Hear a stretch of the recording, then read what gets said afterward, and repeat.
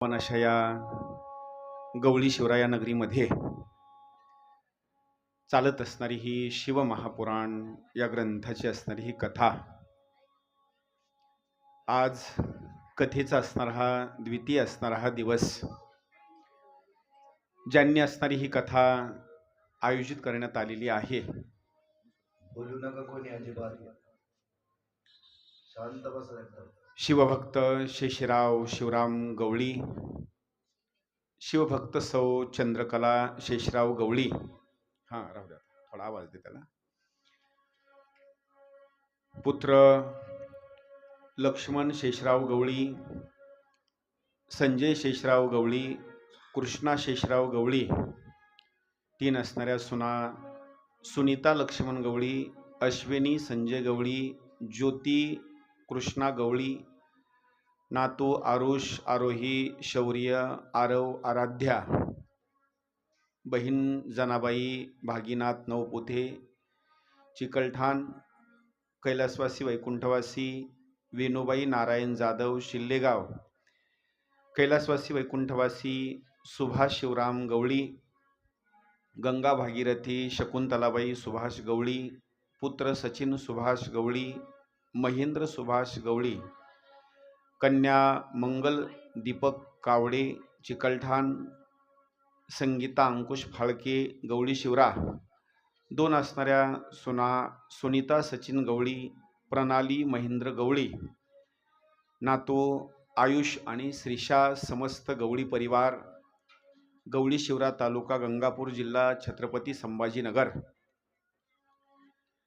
या ठिकाणी शिवभक्त शेषराव शिवराम गवळी आणि शिवभक्त सौ चंद्रकला शेषराव गवळी या दोन्ही असणाऱ्या शिवभक्तांनी पती पत्नींनी या ठिकाणी आपल्या मनामध्ये आलेली जी संकल्पना आहे, ही संकल्पना या ठिकाणी पूर्ण करण्याकरता महाशिवरात्रीचं असणारं आवचित्त साधून या ठिकाणी केवळ भगवान शंकराची आराधना आपल्या हातानं व्हावी, हे पुण्य कमवत असताना आपल्या एकट्यालाच मिळावं अशातला भाग नाही, तर आपल्या सुद्धा पदरामध्ये पुण्य पडावं. संपूर्ण परिसरातील असणारी भाविक भक्त आहेत त्यांना सुद्धा याचा लाभ व्हावा. गावातील काही मंडळी आहे सगळ्यांना याचा असणारा फायदा व्हावा म्हणून या पती पत्नींनी या ठिकाणी सुंदर स्वरूपामध्ये महाशिवरात्रीच्या निमित्तानं उत्सवाच्या निमित्तानं शिवमहापुराणाची असणारी ही कथा या ठिकाणी आयोजित करण्यात आलेली आहे. कालपर्यंत आपण या ठिकाणी कथा श्रवण केलेली आहे. आता फक्त बोलू नका बरं का, शांत. आता म्हणजे माझं थोडंसं मन विचलित होतं, पण असं एकदम असा शांत कथा आहे का. कालपर्यंत आपण या ठिकाणी कथेचा असणारा जो भाग आहे श्रवण करत असताना या ग्रंथाचं मी महात्म्य सांगितलेलं आहे. किती जरी माणूस पापी असला ना, तर त्या पापी माणसानं सुद्धा शिवमहापुराण या ग्रंथाची कथा जर श्रवण केली तर कथा श्रवण केल्याच्या नंतर त्याचं सगळं असणारं पाप नष्ट होतं, जळून जातं आणि अंती त्याला कैलास पर्वत नवे नवे भगवान शंकर ज्या ठिकाणी निवास करतात त्या ठिकाणी त्या व्यक्तीला असणारी जागा मिळते. अशा स्वरूपामध्ये काल आपण या ठिकाणी एक कथा श्रवण केलेली आहे. देवराज म्हणायचा असणारा एक ब्राह्मण होता, त्याची आपण कथा श्रवण केली. त्याला कैलास पर्वतावर असणारी जागा सुद्धा मिळाली. नवे नवे यमाच्या दरबारामधून त्याला सोडवलं आणि त्याला राहण्याकरता कैलास पर्वतावर भगवान शंकराच्या जवळ असणारी जागा मिळाली. आता पुढे वर्णन करत असताना सुंदर एक आणखी एक कथा सांगितलेली आहे या महात्म्याच्या बाबतीमध्ये. ही कथा श्रवण केल्याच्या नंतर आपल्याला लक्षामध्ये येईल की ही कथा किती असणारी सुंदर आहे आणि पावन असणारी ही कथा आहे. फोनवर पुन्हा बोला बरं का. या कथेच्या बाबतीमध्ये एक नगर सांगितलेलं आहे. बाष्कल नावाचं असणारं नगर आहे. गावाचं नाव लक्षात ठेवा बरं का. बाष्कल नावाचं असणारं नगर, आणि हे नगर समुद्र किनाऱ्याच्या काठावरचा असणारा भाग सांगितलेला आहे. समुद्र किनाऱ्याच्या काठाचा भाग जर सांगितला तर आपल्यासारखा काही काळी जमिनीचा भाग नसतो. समुद्राच्या काठावर जास्त परिसर कशाचा असतो? तर रेताळ असणारा भाग असतो, म्हणजे तिथं काही जास्त सुपीक असणारा भाग नसतो किंवा काही नसतो. तिथलं वर्णन असं केलेलं आहे, खात असताना समुद्राच्या काठावरचे असणारे लोक जास्त करून खाण्याच्या बाबतीमध्ये मच्छीमाराचा व्यवसाय करतात आणि मासे लोक खातात. बाष्कल नावाचं नगर, तिथला असणारा भाग असं सांगितलेला आहे, ब्राह्मणाच्या स्वरूपामध्ये असणारे अनेक त्या नगरीमध्ये लोक राहत होते. तिथल्या ब्राह्मणाचं नाव सांगितलेलं आहे, बिंदुक नावाचा असणारा तो ब्राह्मण. वर्णन असं केलेलं आहे, बिंदुक नावाचा ब्राह्मण आणि त्याच्या पत्नीचं नाव सांगितलेलं आहे चंचुला. नाव लक्षात ठेवा बरं का. त्या ब्राह्मणाचं नाव बिंदुक आणि पत्नीचं नाव चंचुला. विवाह असणारा प्रसंग झाल्याच्या नंतर आनंदामध्ये असणारा त्यांचा संसार, आई वडील आनंदामध्ये असणारा त्यांचा संसार चालू लागला. पण त्या नगरीमधलं वर्णन असं केलेलं आहे, मनाला येईल तसं तिथले लोक वागणारे होते. जसं त्यांच्या मनाला इच्छा होईल ना तसं असणारं वागायचं, म्हणजे धर्माचा विचार अजिबात करायचा नाही. जसं ज्याला जीवन जगू वाटेल तसं त्यांनी असणारं जीवन जगायचं. ब्राह्मणाच्या घरामध्ये वर्णन असं केलेलं आहे, कुऱ्हाड, कोयता, चाकू, बंदूक हे असावं का? असावं का? त्यांच्या घरामध्ये काय असावं माहिती? रुद्राचा असणारा पाठ असण्याकरता वेद असावे, मोठमोठे असणारे ग्रंथ असावे, पण हे शस्त्र अस्त्र मात्र नसावे. पण त्या नगरीचं वर्णन असं केलेलं आहे, हे ग्रंथ कमी आणि त्यांच्या घरी मात्र कत्तल करण्याच्या बाबतीमध्ये मोठमोठे असणारे अस्त्रशस्त्र असणारे घरामध्ये. जिथल्या ब्राह्मणाच्या घरामध्ये, गावामध्ये असे वाईट आचरणाच्या बाबतीमध्ये शस्त्र अस्त्र आहेत, इतर समाज कसा राहत असेल विचार करा. लक्षात येते काय बोलणं? संगीत देत राहा. जर ब्राह्मणाच्या घरामध्येच असे शस्त्र असतील तर दुसऱ्याच्या घरामध्ये काय काय असेल विचार करा. म्हणजे दुसऱ्याच्या घरामध्ये तर ग्रंथ सापडणार नाही. ब्राह्मणाच्याच घरामध्ये असणारं वाईट स्वरूपामध्ये जीवन जगण्याकरता अस्त्रशस्त्राचा असणारा साठा. लग्नाचा असणारा प्रसंग झालेला, पत्नीचं नाव चंचुला आहे, ब्राह्मण बिंदुक आहे, पण त्यांच्या चरित्राच्या बाबतीमध्ये एक वर्णन केलेलं आहे. जो बिंदुक नावाचा असणारा ब्राह्मण आहे, लग्नाचा कारोबार किंवा लग्न समारंभ झाल्याच्या नंतर सुद्धा जीवन जगत असताना काही धर्माची असणारी भूमिका सांगितलेली आहे. जीवन जगत असताना आपली पत्नी आहे ना, पत्नी आणि पती परमेश्वर या दोघांचा असणारा संसाराची भूमिका एकदम आनंदाच्या भूमिकेमध्ये संसार असावा. पण त्याचं आचरण सांगितलेलं आहे त्या बिंदुकाचं, पिण्याकरता रस पिणारा, म्हणजे मद्य असणारा तो प्राशन करणारा. एवढंच नाही, खाऊ नये ते खाणे, पिऊ नये ते पिणे, वाईट आचरणाची भूमिका. आणि त्याचं एक वर्णन असं केलेलं आहे, मनाला येईल तसा असणारा तो वागू लागला. एवढंच नाही, त्याचं प्रेम आपल्या पत्नीवर कमी, पण असणारी इतर जी स्त्री आहे, महिला आहे, तिच्यावर मात्र प्रेम त्याचं जास्त स्वरूपामध्ये. वर्णन असं केलेलं आहे, एकदा लग्न समारंभ विवाह झाला ना तर त्याच्याकरता ती असणारी पत्नी आहे ती सर्वस्व आहे. माणसानं वाईट आचरण मात्र पुन्हा मात्र करायचं नाही.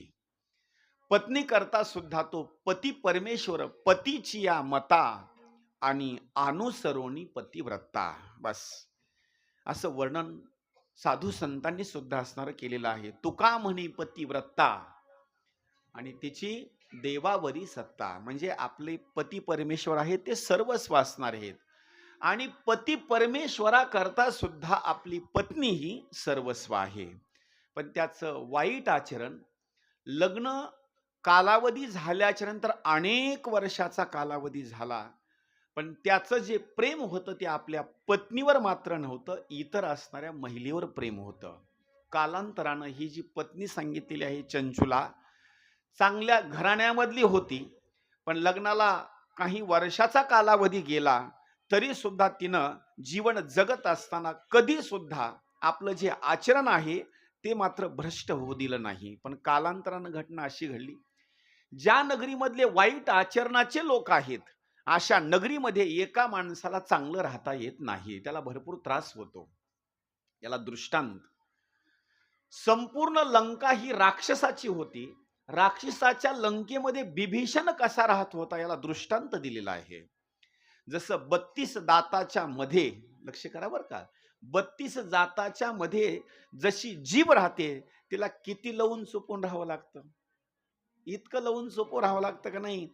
32 दाताला बिचारी सारखी भिवून राहते बरं का, सारखी भिवून राहते. पण एक सांगू का, एक दिवस एवढी जरी भेणारी असेल, एवढी जरी भेणारी असेल, तर शेवटी कोण राहते, हे त्रास देणारे आहेत का नाही 32 जण, तिला सारखे तावून असतात, तू येच नुसती बाहेर. कुणाला? जीबीला बरं का. पण जीभ हे मर्यादेनं गप्प बसते बरं का, मर्यादेनं. जीबीने जर निर्णय जर घेतला ना, तर हे 32 सुद्धा राहणार नाहीत. सांगू का तुम्हाला कसं दृष्टांतामध्ये, जीबीने जर निर्णय घेतला, हे 32ला 32 पाडून टाकायचे आहेत. जीबीनं फक्त समोरच्या माणसाला एकच वाईट शब्द बोलायचा. कळालं का नाही? जीबीने जर हे 32 जर पाडायचा निर्णय घेतला, समोरच्या माणसाला फक्त वाईट एखादा शब्द बोलायचा.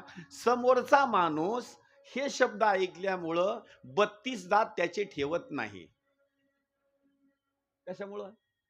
शब्द बोलल्यामुळं बरं का. जिभीला कमी समजू नका.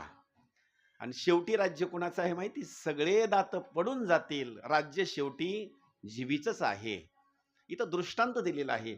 जशी 32 दाताच्या आतमध्ये जीभ राहते, लंकेमध्ये बिभीषण राहतो, याचा दृष्टांत दिलेला आहे. त्या बाष्कल नावाच्या नगरीमध्ये ही चंचुलाच्या स्वरूपामध्ये ही महिला सुद्धा तशीच राहू लागली. पण एक दिवस थोडीशी चूक झाली.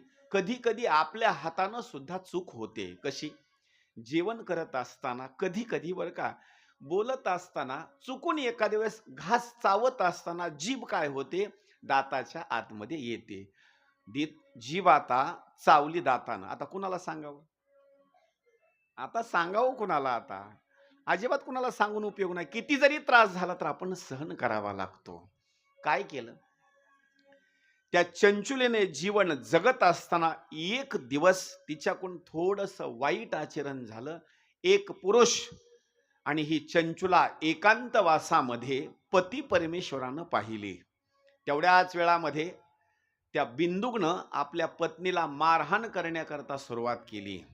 शेवटी पत्नीनं बोलण्याकरता सुरुवात केली, मालक, दुसऱ्याला हे उपदेश करत असताना, मारहाण करत असताना पहिला आपण स्वतःचा विचार करावा आणि लोकाला उपदेश पुन्हा करावा. तुम्ही आज तुम्हाला उपदेश करतात ना, हे वाईट आचरण आहे, असं आहे. लग्न झाल्यापासून मी तुम्हाला 1000 वेळेला सांगितलं, तुम्ही हे वाईट आचरण करू नका. मग हे तुम्ही समजावून सांगत असताना आज माझ्याकडून एखादी चूक झाली, तर चूक झाल्याच्या नंतर तुमचा सुद्धा अधिकार मला उपदेशाचा नाही. उपदेश कुणं करावा माहिती? ज्याचं आचरण शुद्ध आहे त्यानंच असणारा उपदेश करावा. कोणी उठावून उपदेश करू नये. उपदेश कुणं करावा? उपदेश करावा आईनं, उपदेश करावा देवानं, उपदेश करावा साधू संतांनी, उपदेश करावा गुरुनी, उपदेश करावा आपण शाळेमध्ये गेल्याच्या नंतर आपले शिक्षक आहेत ना, यांनीच उपदेश करावा. दुसऱ्यांनी कोणी उपदेश करू नये. का? संतांनी सुद्धा सांगितलं उपदेश करत असताना, आता तरी पुढे हाची उपदेश नाश आविषाचा नका करू नाश, आविषाचा नका करू नाश, आविषाचा नका करू नाश. आता तरी पुढे हाची उपदेश, आता तरी पुढे हाची उपदेश, आता तरी पुढे हाची उपदेश, आता तरी पुढे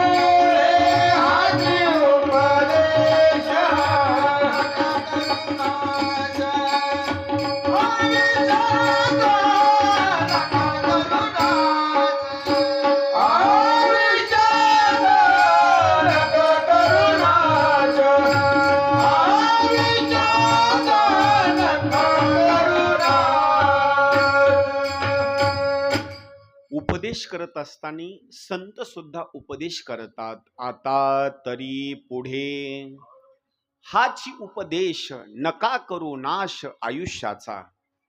संत उपदेश करतात. पती परमेश्वर बिंदुक चंचुलीला उपदेश करू लागला. शेवटी उपदेश करत असताना पत्नीनं समजावून सांगितलं, मालक तुमचा अधिकार, मला उपदेशाची भूमिका जी आहे ना, तुमचा अधिकार नाही उपदेशाची. का? तुमचंच असणारं आचरण वाईट आहे. शेवटी ही गोष्ट पती परमेश्वराच्या लक्षामध्ये आली. तो वाईट आचरणाचा असणारा होता. त्यानं पत्नीला समजावून सांगितलं, ऐक आता, इथून पुढं तू मला उपदेश करायचा नाही आणि इथून पुढं मी तुला उपदेश करणार नाही. लक्ष करा बरं का. आता तुला जसं वागायचं आहे, जसं आचरण करायचं आहे, ते तुझ्या मनावर तू असणारं आचरण करायचं. आणि इथून पुढल्या कालावधीमध्ये माझ्या मनाला या ठिकाणी जसं आचरण करावंसं वाटेल तसं मी सुद्धा या ठिकाणी आचरण करील. पण एक मात्र गोष्ट लक्षात ठेव, माझ्याकडून तुला परवानगी आहे वाईट आचरण करण्याकरता, पण एक मात्र गोष्ट लक्षात ठेवायची, इथून पुढल्या कालावधीमध्ये तू अनेक लोकांना फसवायचं. म्हणजे कसं? आपल्या मोह जाळ्यामध्ये फसवायचं. त्यांच्याकडून पैसा असणारा कमवायचा. तो पैसा कमवलेला इतरस्त दुसऱ्याला न देता तो मला आणून द्यायचा. पती परमेश्वराचं बोलणं आहे. आणि तो दिलेला पैसा मी आपल्या घरामध्ये ठेवणार नाही. माझं प्रेम, तो बिंदुक म्हणतो, ज्या महिलेवर आहे त्या महिलेला असणारा मी हा पैसा नेऊन देणार. आता एक गोष्ट लक्षात ठेवा बरं का. काही पाप कोणी जर केले तर ते पाप त्याला भोगण्याची गरज पडत नाही. ते पाप दुसऱ्याला भोगावे लागतात. नंबर 1, राजे केले पाप भोगावे प्रजेने. शब्द लक्ष करून ऐका बरं का. राजानं जर पाप केलं तर ते पाप राजाला भोगण्याची गरज पडत नाही. ते पाप प्रजेला भोगावं लागतं. एखाद्या वेळेस प्रजेनं जर पाप केलं तर प्रजेचं पाप प्रजा भोगत नसते, प्रजेचं पाप राजा भोगतो. शब्द ऐका. शिष्य केले पाप भोगावे गुरुने. शिष्यानं जर पाप केलं तर शिष्याला भोगण्याची गरज पडत नाही. ते पाप गुरुला भोगावं लागतं. गुरुनं जर एखाद्या वेळेस पाप केलं तर गुरुचं पाप शिष्याला भोगावं लागतं. ऐका. एवढंच नाही, एखाद्या वेळेस राजानं जरी पाप केलं तर राजाचा जो असणारा पुरोहित आहे ते पाप पुरोहिताला भोगावं लागतं. याच्या पुढे एक दृष्टांत दिलेला आहे. स्त्रीनं जर पाप केलं तर ते पाप केलेलं पती परमेश्वराला भोगावं लागतं. फरक एवढाच आहे. एखाद्या वेळेस कन्येचा जन्म झाला, कन्येचा जन्म झाल्याच्या नंतर पहिलं सांगितलं, कन्येचा असताना जर जन्म झाला तर जन्म झाल्याच्या नंतर विवाह प्रसंग होईपर्यंत ते सगळं पाप, एखाद्या वेळेस कन्येकडून जर चूक झाली तर चूक झाल्याच्या नंतर ते पाप बापाला भोगावं लागतं. लक्ष करा. आणि लग्न झाल्याच्या नंतर ते पाप मात्र पुन्हा त्या कन्येला भोगण्याची गरज पडत नाही. त्या कन्येचा विवाह ज्या पुरुषाच्या सोबत झालेला आहे म्हणजे मालकाला हे सगळं पाप भोगावं लागतं. असे काही धर्मनीती सांगितलेला आहे. धर्मनीतीचा हा ऐकावा व्यवहार, ही धर्मनीती सांगितलेली आहे. त्यावेळेला पाप करण्याकरता, पत्नीनं असणारं आचरण वाईट करण्याकरता सुरुवात केली आणि अनेक लोकांची असणारी ती घरं मात्र उद्ध्वस्त करू लागली. कालांतरानं घटना अशी झाली, या पती आणि पत्नीच्या पोटी काही पुत्र संततीचा असणारा भाग सांगितलेला आहे. पुत्र संतती झाली. कालांतरानं घटना अशी घडली, जो बिंदुक म्हणायचा असणारा जो पती होता कालांतरानं तो मरण पावला. मरण पावल्याच्या नंतर त्याला यमदूतांनी पाशानं बांधलं आणि संयमिनी नावाच्या नगरीमध्ये असणारं घेऊन गेले. 1 आणि 2 नाहीत, 28 प्रकारच्या नरकामध्ये टाकलं. 84 प्रकारचे उपनरक होते, त्या नरकामध्ये टाकलं आणि टाकल्याच्या नंतर तिथून सुद्धा त्याची मुक्तता केली आणि शेवटी त्याला भूताची योनी दिली.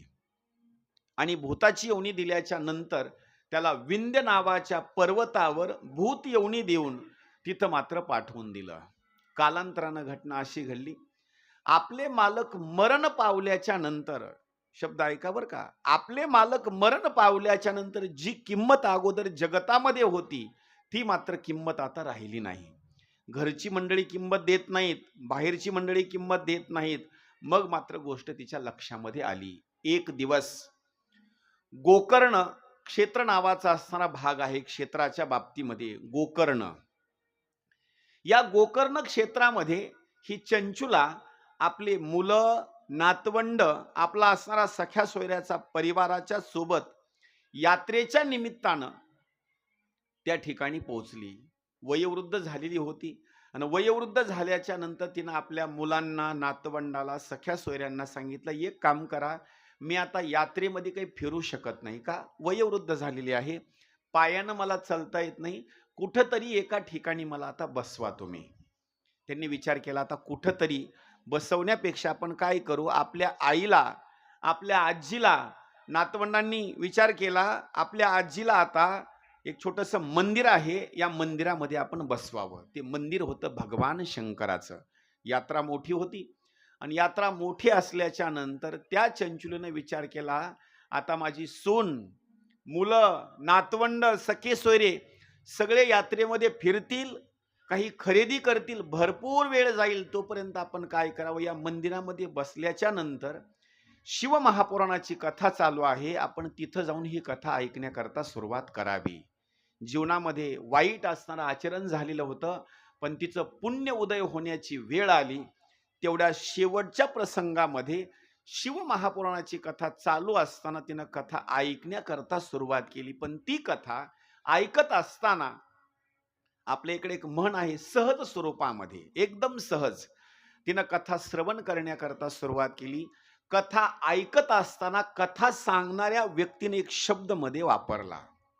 ते शब्द तिच्याकरता चांगला उपयोगी ठरला. कथा सांगणाऱ्या व्यक्तीने सांगितलं, जी महिला आणि जी पुरुष विवाह प्रसंग झाल्याच्या नंतर वाईट आचरण करतात, पर व्यक्तीला भेटतात, मृत्यूकाल झाल्याच्या नंतर संयमिनी नावाच्या नगरीमध्ये, यमाच्या नगरीमध्ये यमदूत काय करतात, जे दुसऱ्या व्यक्तीला भेटतात त्यांच्याकरता लोखंडी असणारा खांब असतो, लाल बुंद केलेला असतो, त्याला कवटाळण्याकरता लावतात. फक्त एवढा शब्द ऐकला बरं का. एवढा शब्द ऐकल्याच्या नंतर तो शब्द तिच्या कानावर पडला आणि तेवढा शब्द असताना तो लागला. तिने विचार केला, माझ्या हातातनं तर वाईट स्वरूपाच्या प्रसंगामध्ये भरपूर आचरण झालेलं आहे, याचा आता पश्चाताप करणं मात्र फार गरजेचं आहे. आणि सगळ्या प्रायश्चित्तामध्ये जर सगळ्यात मोठं असणारं प्रायश्चित्त जर कोणतं असेल, केलेल्या कर्माच्या चुकीच्या बाबतीमध्ये आपल्याला पश्चाताप होणं, हेच मोठं असणारं प्रायश्चित्त आहे.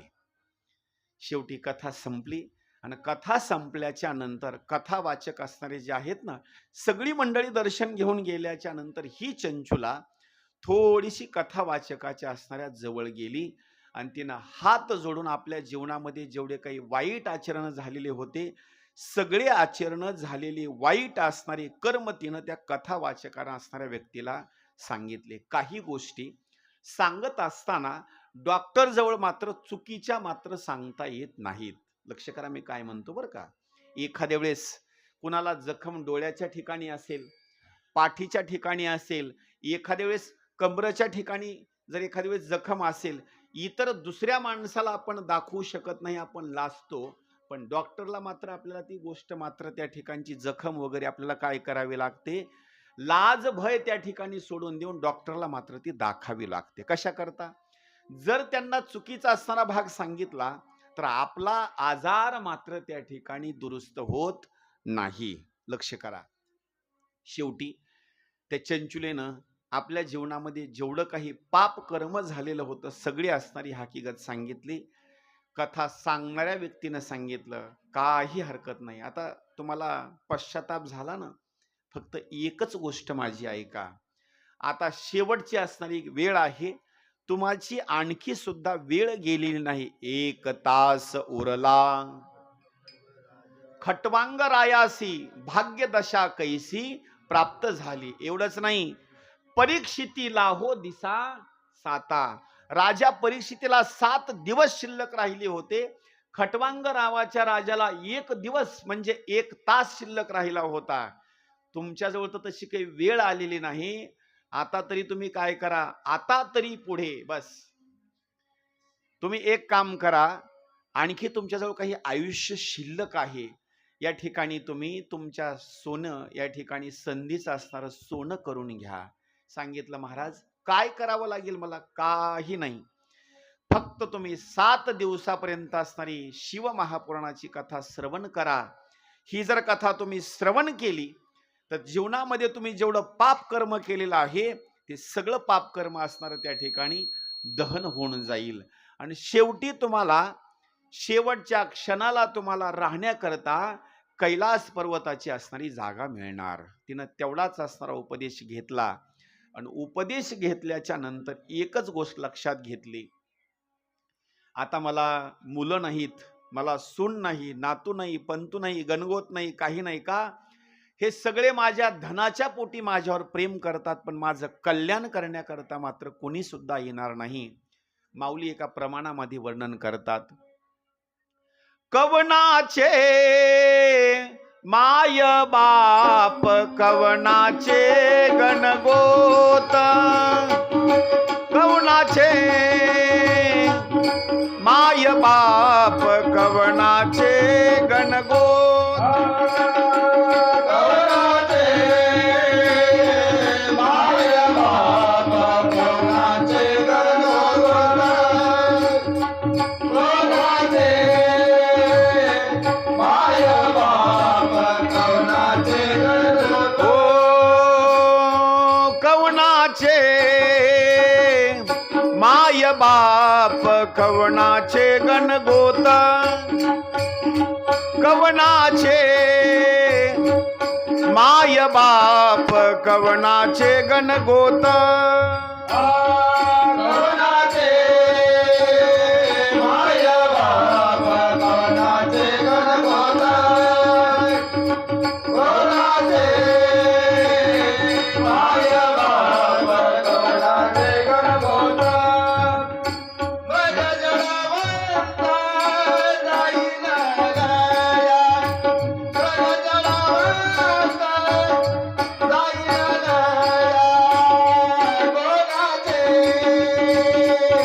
माय बाप, कवनाचे गणगोत, कोणाचे माय बाप, कवनाचे गणगोत, मृग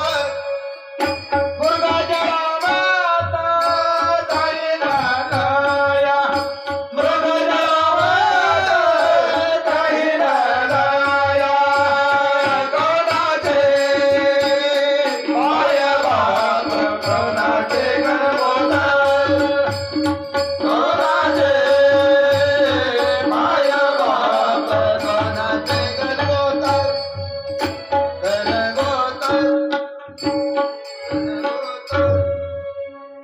कृष्णेश्वर भगवान उमापती महादेव की जय, शिव महापुराण की जय. कवनाची माय बाप, कवनाची गणगोत, मृग जळवत जाईल लया. तिने निर्णय घेतला, आता कोणीच नाही. आणि शेवटच्या वेळेला लक्षात ठेवा, आपलं कोणी सुद्धा नाही बरं का. एकलेची येणे आणि एकलेची जाणे, बस. दुसरं तिसरं कोणी नाही. हे सगळं असताना जे दिसतं का नाही, हे सगळं मृगजळाच्या स्वरूपाच्या सारखं असणार आहे. कोणीच या ठिकाणी कोणाचं नाही. ते निर्णय घेतला, आता शेवटच्या क्षणाची असणारी वेळ आहे, मी वयोवृद्ध झालेली आहे, मला चांगली असणारी या ठिकाणी संधी मिळालेली आहे, या संधीचं मला सोनं करून घेणं गरजेचं आहे.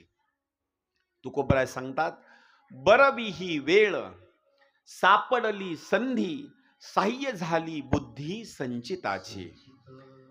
त्या चंचुलीनं हात जोडला आणि सांगितलं, महाराज मला शिव महापुराणाची कथा श्रवण करायची आहे, कोण सांगणार? त्या महाराजांनी सांगितलं, खरं सांगू, तुमची जर अपेक्षा असेल कथा ऐकण्याची तर कथा सांगण्याकरता मी सुरुवात करतो. काही गोष्टी सांगतो बरं का. आपल्या जवळची काही गोष्टी जर दिल्या तर काही गोष्टी दिल्याच्या नंतर आपल्याजवळ परत दुप्पट होतात. कोणत्या कोणत्या ऐका बरं का. आपल्याला जर हरिपाठ येत असेल आणि ज्याला हरिपाठ येत नसेल त्याला हरिपाठ शिकवा. आपल्याजवळ अधिक पुण्य प्राप्त होणार, अधिक ज्ञान आपल्याजवळ प्राप्त होणार. कुणाला वाचता येत नसेल त्याला वाचण्याकरता शिकवा. कुणाला भजन करता येत नसेल, ज्याला टाळी वाजवता येत नसेल त्याला टाळी वाजवण्याकरता शिकवा. तुमच्याजवळ ज्ञान दुप्पट होणार. पण कुणी जर एखाद्या वेळेस गळ्यामधली बोरमाळ काढून जर दुसऱ्याला दिली तर दुप्पट होणार नाही बरं का. हे ज्ञानाच्या बाबतीमध्ये सांगतो. हे दुसरं काही असं दुप्पट होणार नाही. म्हणजे ही भूमिका अशी सांगितली आहे, ज्ञानाच्या बाबतीमध्ये आपल्या जवळचं ज्ञान दुसऱ्याला देणं गरजेचं आहे. त्यावेळेला काय केलं त्या कथा सांगणाऱ्या व्यक्तीनं, मी तुम्हाला कथा सांगतो, लक्ष देऊन कथा ऐका. आणि कसं आहे, ज्याला खास गरज आहे का नाही ती कथा माणूस मात्र शांत चित्तानं आवडीने भावे हरिनाम घेसी, तो माणूस काय करतो, आवडीनं कथा असणारी ऐकतो. त्यावेळेला त्या चंचुलेनं आपल्या जीवनामध्ये पाप घालवण्याकरता जे पाप केलेलं होतं ती पाप घालवण्याकरता तिनं कथा श्रवण करण्याकरता सुरुवात केली.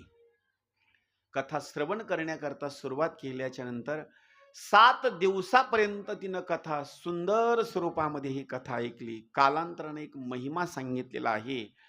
त्या चंचुलेचा मृत्यू झाला. मृत्यू झाल्याच्या नंतर यमाचेही दूत आले आणि शिवदूत सुद्धा आले. का, पाठीमागच्या कालावधीमध्ये तिच्या हातानं पाप कर्म घडलेलं होतं. शेवटी शिवदूतांनी सांगितलं, पाठीमागच्या कालावधीमध्ये पाप कर्म घडलं होतं, पण शिव महापुराणाची कथा श्रवण केल्यामुळं ते सगळं पाप नष्ट झालेलं आहे. आता ही चंचुला संयमिनी नावाच्या नगरीमध्ये यमाच्या दरबारामध्ये आता जाणार नाही, ही कैलास पर्वतावर असणारी जाणार. काय केलं, तिला विमानामध्ये बसवलं आणि विमानामध्ये बसून तिला कैलास पर्वतावर असणारं सुपूर्त केलं. कैलास पर्वतावर गेल्याच्या नंतर तिला मैत्रीण जी भेटली ना, लक्ष करा, तिला जी मैत्रीण भेटली हे काय आपल्या गावातल्या मैत्रिणीसारखी मैत्रीण भेटली नाही बरं का. कैलास पर्वतावर गेल्याच्या नंतर तिला मैत्रीण भेटली म्हणजे भगवान शंकराची पत्नी. काय नाव, पार्वती. जीवनामध्ये एवढं पाप कर्म झालेलं होतं, पण शेवटच्या क्षणाला शिव महापुराणाची कथा ऐकली आणि तिला मैत्रीण कोण झाली, साक्षात स्वरूपामध्ये पार्वती उमा मैत्रीण तिची झाली. अनेक दिवसापर्यंत दोघी जणी सखी सहेलीच्या स्वरूपामध्ये आनंदात राहू लागल्या. आनंदात राहत असताना तिच्या मनामध्ये एक खंत होती. आता हे मैत्रिणीचं नातं कसं असतं माहिती का, जर एखादी मैत्रीण जर गरीब असेल आणि तिला जर लग्नाची कुठली मूळ पत्रिका जर आली आणि ती मैत्रीण एखाद्या वेळी जर गरीब असेल आणि तिची मैत्रीण जर श्रीमंत असेल आणि त्या मैत्रिणीजवळ जर सोनं जर असेल, तर गरीबाची मैत्रीण काय करते, लग्नाला जात असताना तिच्या घरचं सगळं सोनं घेऊन जाते आणि ती सुद्धा बिचारी देते बरं का. कशा करता, माझी मैत्रीण आहे म्हणून. विचार करा, जर साधारण मैत्रीण असेल तर एवढं सोनं देत असेल, सोन्यावर किती प्रेम आहे हे सांगण्याची आता गरज नाही बरं का. आता 2 लाखाकडे गेलं बरं का. आता कमी झालं ना, कमी झालं आता. आणखी कमी होणार आहे बरं का. सगळ्यांनी 2-2 किलो घेऊन ठेवा बरं का. त्या मैत्रीनं सुंदर स्वरूपामध्ये पार्वती माता मैत्रीण झाल्याच्या नंतर एक दिवस तिच्या मनामध्ये एक शंका होती, खंत होती. दररोज तिला असं वाटायचं, त्या चंचुलेला माझा उद्धार झाला, मी कैलास पर्वतावर राहण्याकरता आले. लक्ष करा बरं का, मी कैलास पर्वतावर राहण्याकरता आले. पण तिची अपेक्षा अशी होती, माझे जी मालक आहेत का नाही, त्यांचा मरणकाल झाल्याच्या नंतर ते कुठं नेमके गेले हे मात्र मला काही माहिती नाही. लक्ष करा, मालकीन जर एखाद्या वेळेस माहेरी गेली, शेतामध्ये गेली, बाहेर कुठे गेली, तर आता फोनची व्यवस्था आहे, फोन लावून सांगते दुरडीमध्ये भाकर ठेवली बरं का, तुम्हाला सापडायची नाही. फ्रीज मध्ये दही ठेवलंय बरं का, भाजी अमुक अमुक ठिकाणी आहे आणि चावी सापडत नसेल तर तिथं चावी आहे. माझं बोलण्याची भाषा लक्षात घ्या. किती जरी भांडणं झाले, त्याच्या पुढे सांगू आणखी, मालकिनीचे पती परमेश्वराचे भांडणं झाले तर दोघं एकमेकाला बोलायचे नाहीत, पण पत्नी काय करते, सुंदर स्वयंपाक करणार, आणि मुलाला सांगणार, बाळ्या तुझ्या बापाला म्हणावं जेवून घे. किती जरी भांडणं झाले तरी ती पत्नी काय करते, सुंदर स्वयंपाक करून आपल्या मालकाची व्यवस्था करण्याकरता स्वतः जरी बिचारी नाही बोलली तर कुणाला तरी सांगणार, मुलांना तरी सांगणार, जेवण्याची व्यवस्था केली आहे, ताट वाढून दे. महाराज, बोलण्याची भूमिका एक आहे. त्या चंचुलेनं एक दिवस पार्वती मातेला हात जोडले आणि सांगितलं, माता एक माझी विनंती आहे, मी कैलास पर्वतावर आले, तुम्ही माझी असणारी मैत्रीण आहात, मला या ठिकाणी कुठल्याच गोष्टीची कमतरता नाही, तुम्ही जिथं जाल तुमच्या सोबतच आहे, जिथं तुमचा सत्कार होतो तिथं माझा सत्कार होतो, पण माझ्या मनामध्ये एक खंत आहे, दुःख आहे. एक माझा प्रश्न असा आहे, सांगा, जसे आज भगवान शंकर आणि तुम्ही आनंदामध्ये या ठिकाणी विहार करता, आनंदामध्ये राहता, फक्त माझी एकच अपेक्षा आहे, मी सुद्धा या कैलास पर्वतावर माझ्या मालकाच्या स्वरूपामध्ये नव्हे मी आणि मालक आनंदामध्ये या ठिकाणी तुमच्याजवळ राहावं, एवढी माझी अपेक्षा आहे. पण मृत्यू काल झाल्याच्या नंतर माझे मालक कुठे गेले हे मात्र मला माहिती नाही. पार्वती मातेला प्रश्न केल्याच्या नंतर ही चंचुला पार्वती मातेची असणारी मैत्रीण आणि बोलण्याकरता सुरुवात केल्याच्या नंतर मग मात्र त्या सुंदर स्वरूपामध्ये पार्वती मातेनं बोलण्याकरता सुरुवात केली. चंचुला, आज तुला तुझ्या मालकाची आठवण येते, पण खरं सांगू का, तुझ्या मालकानं भरपूर असणारं पाप केलेलं आहे आणि अनेक स्वरूपामध्ये त्यानं नरकाची यातना असणारी भोगली. आज भूताचा असणारा भाग आहे आणि विंध्य पर्वतावर त्या ठिकाणी तो निवास करतो. असं बोलल्याच्या नंतर तिला विशेष स्वरूपामध्ये, भरपूर स्वरूपामध्ये दुःख झालं. त्यावेळेला ती चंचुला म्हणते, माता, मला नलगे मुक्ती धन संपदा. काय म्हणते? नलगे मुक्ती धन संपदा. मला आता संपदा नको, तुमच्याजवळ मला मुक्ती नको, फक्त माझी एकच अपेक्षा आहे, आम्ही दोघांना या ठिकाणी आनंदामध्ये राहावं, म्हणजे संत संग देई सदा, म्हणजे आम्ही दोघांनी या ठिकाणी आनंदामध्ये राहावं, एवढीच माझी अपेक्षा आहे.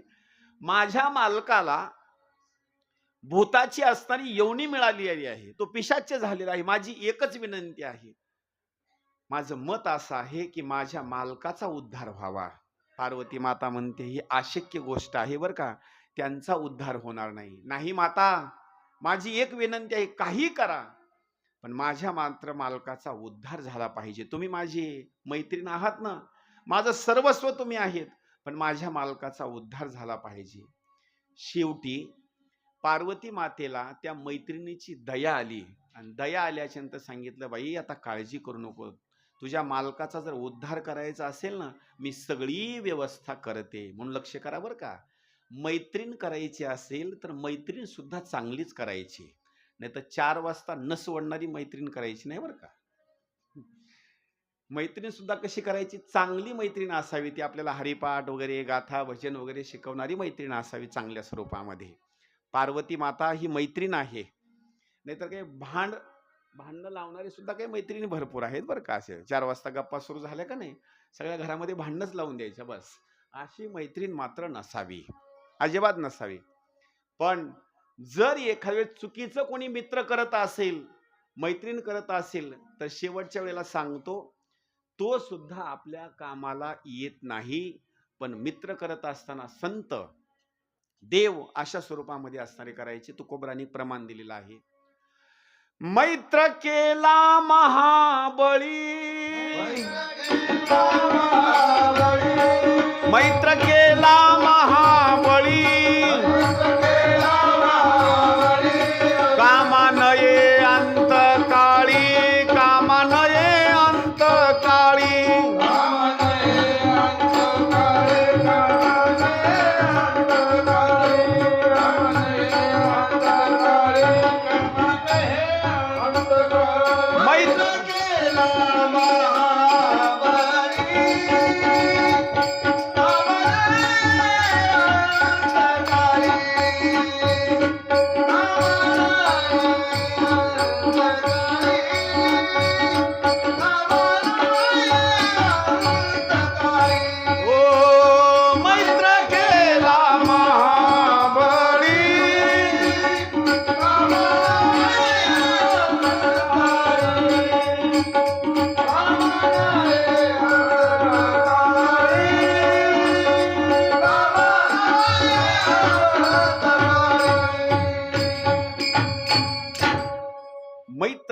महाबळी आणि कामा नये अंतकाळी.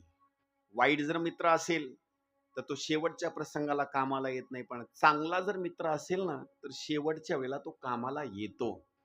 पार्वती मातेने सांगितलं, चंचुला काळजी करू नको, आता मात्र तुझ्या मालकाचा मी उद्धार करते. त्यावेळेला पार्वती मातेनं तुंबरू नावाचा गंधर्व बोलवला. गंधर्वाचं नाव आहे का बरं का, तुंबरू नावाचा गंधर्व बोलवला आणि सांगितलं, तुंबरू, अरे बाबा, ही माझी मैत्रीण चंचुला आहे. हिचे जे असणारे मालक आहेत ना, भरपूर असणारे, यांनी पाप केलेलं आहे. विंध्य नावाच्या पर्वतावर असणारे ते भूत येऊन पिशाच्य होऊन फिरत आहेत. तुला काही करून त्यांना 7 दिवसापर्यंत कथा मात्र ऐकवणं गरजेचं आहे. तुंबरू नावाचा गंधर्वानं सांगितलं, माते काही असणारी हरकत नाही. पार्वती माता, चंचुला, तुंबरू नावाचा गंधर्व, असंख्य असणारे शिवभक्त सगळेजण विमानामध्ये विराजमान झाले आणि विंध्य नावाच्या पर्वतावर असणारे निघून गेले. तिथं पिशाच्य असणाऱ्या योनीमध्ये त्याचा शोधाशोध करण्याकरता सुरुवात केली. त्याचं एक वर्णन असं केलेलं आहे, वायूच्या स्वरूपामध्ये असणारा तो पिशाच्य होता. जसं कुणाला हवा रोखता येत नाही, अडवता येत नाही, तसा तो भूताचा असणारा भाग होता. काय केलं त्यांनी, सोबत रस्सी, दावं वगैरे सोल असणारी सोबत घेऊन गेले होते. त्या पिशाच्याला पकडलं आणि पकडल्याच्या नंतर झाडाला बांधून टाकलं, का तर त्याचा उद्धार करायचा होता. लक्ष करा बरं का, झाडाला बांधून टाकलं. अशी कथा ऐकणारा नव्हता कोण, पिशाच्य. अशी कथा ऐकणारा नव्हता, पण त्याला एका ठिकाणी थांबवण्याकरता त्याला बांधून टाकलं. त्याला आणखी एक सांगतो भाग बरं का, लहान लहान लेकरं कथा ऐकतच नाहीत. मी काय सांगतो लक्ष करा बरं का, लहान लहान लेकरं कथा ऐकतच नाहीत, पण त्यांना बांधण्याचा प्रयत्न करा. कोणत्या सांगू, कथा ऐक, तुला सकाळी मी 10 रुपये देते. कशानं बांधून टाकलं, 10 रुपयानं बांधून टाकलं बरं का. हां, म्हणजे काही बांधून टाकण्याचे काही भाग सांगितलेले आहेत. इथं सुद्धा त्याला बांधून टाकलं आणि बांधून टाकल्याच्या नंतर कथा सांगण्याकरता असणारी सुरुवात झाली. तुंबरू नावाचा गंधर्व कथा सांगू लागला. ज्यावेळेस परिसरामधल्या लोकांना कळालं ना, परिसरामधल्या लोकांना कळाल्याच्या नंतर सगळे लोक कथा श्रवण करण्याकरता असणारे त्या ठिकाणी आले. 1 आणि 2 दिवसापर्यंत नाही, 7 दिवसापर्यंत भूतानं कथा ऐकली, म्हणजे पिशाच्यानं बरं का. 7 दिवसापर्यंत पिशाच्यानं भूतानं कथा ऐकली शिव महापुराणाची. आणि 7व्या दिवशी असणारी कथा संपन्न झाल्याच्या नंतर, पूर्ण झाल्याच्या नंतर मूळ स्वरूपामध्ये तो असणारा बिंदू त्या ठिकाणी प्रगट झाला. त्याची आकृती आणि रूप सांगितलेलं आहे शिवगणासारखं, नवे नवे देवासारखं असताना त्याचं रूप सांगितलं. आपल्या मालकाला पाहिल्याच्या नंतर चंचुलेला विशेष स्वरूपामध्ये असणारा आनंद झाला. विमानामध्ये विराजमान झाले आणि बिंदुग आणि चंचुला कैलास पर्वतावर परत आले. आज सुद्धा बिंदुग आणि चंचुला कैलास पर्वतावर विराजमान आहेत. एवढं दोघांनी पाप करून सुद्धा त्यांनी शिव महापुराणाची कथा श्रवण केली, तर त्यांना राहण्याकरता कैलास पर्वत मिळाला. एवढे आपले पाप नाहीत. मी काय सांगितलं, एवढे तुमचे पाप नाहीत. तुम्ही करून करून काय केलं असेल, कुणाची अजिबात निंदा, कशी अशी करून बरं का, करून करून तुम्ही काय केलं असेल, कुणाची निंदा घेतला असेल, मग त्यांनी एक एकर बरं मला काय करायचं, म्हणजे एक निंदा कुणाची तरी केली असेल. तुम्ही करून करून काय केलं असेल, एखाद्या वेळेस कुणाच्या घरची चोरी केली असेल, दाबण सुई वगैरे काही चोरलेलं असेल, दुसरं काय तुम्ही केलं असेल. कोणी माणसाने काय केलं असेल, बांधावरचा एखादा दगड असेल, रात्रीच्या वेळेला तिथून काढला असेल, तिकडे जाऊन रवडलेला असेल, कोणी कोणाचा बाण टोकरला असेल, एवढेच पाप असतील ना. याच्यापेक्षा तर आपले मोठे पाप नाहीत. जर एवढे मोठमोठे पाप करून जर जळून जाऊन त्यांना जर कैलास पर्वत मिळत असेल, तर एवढे असणारे आपले पाप नाहीत. या ठिकाणी शिव घेता नाम विठोबाचे, सर्वांनी टाळी वाजून म्हणा. पर्वत जळती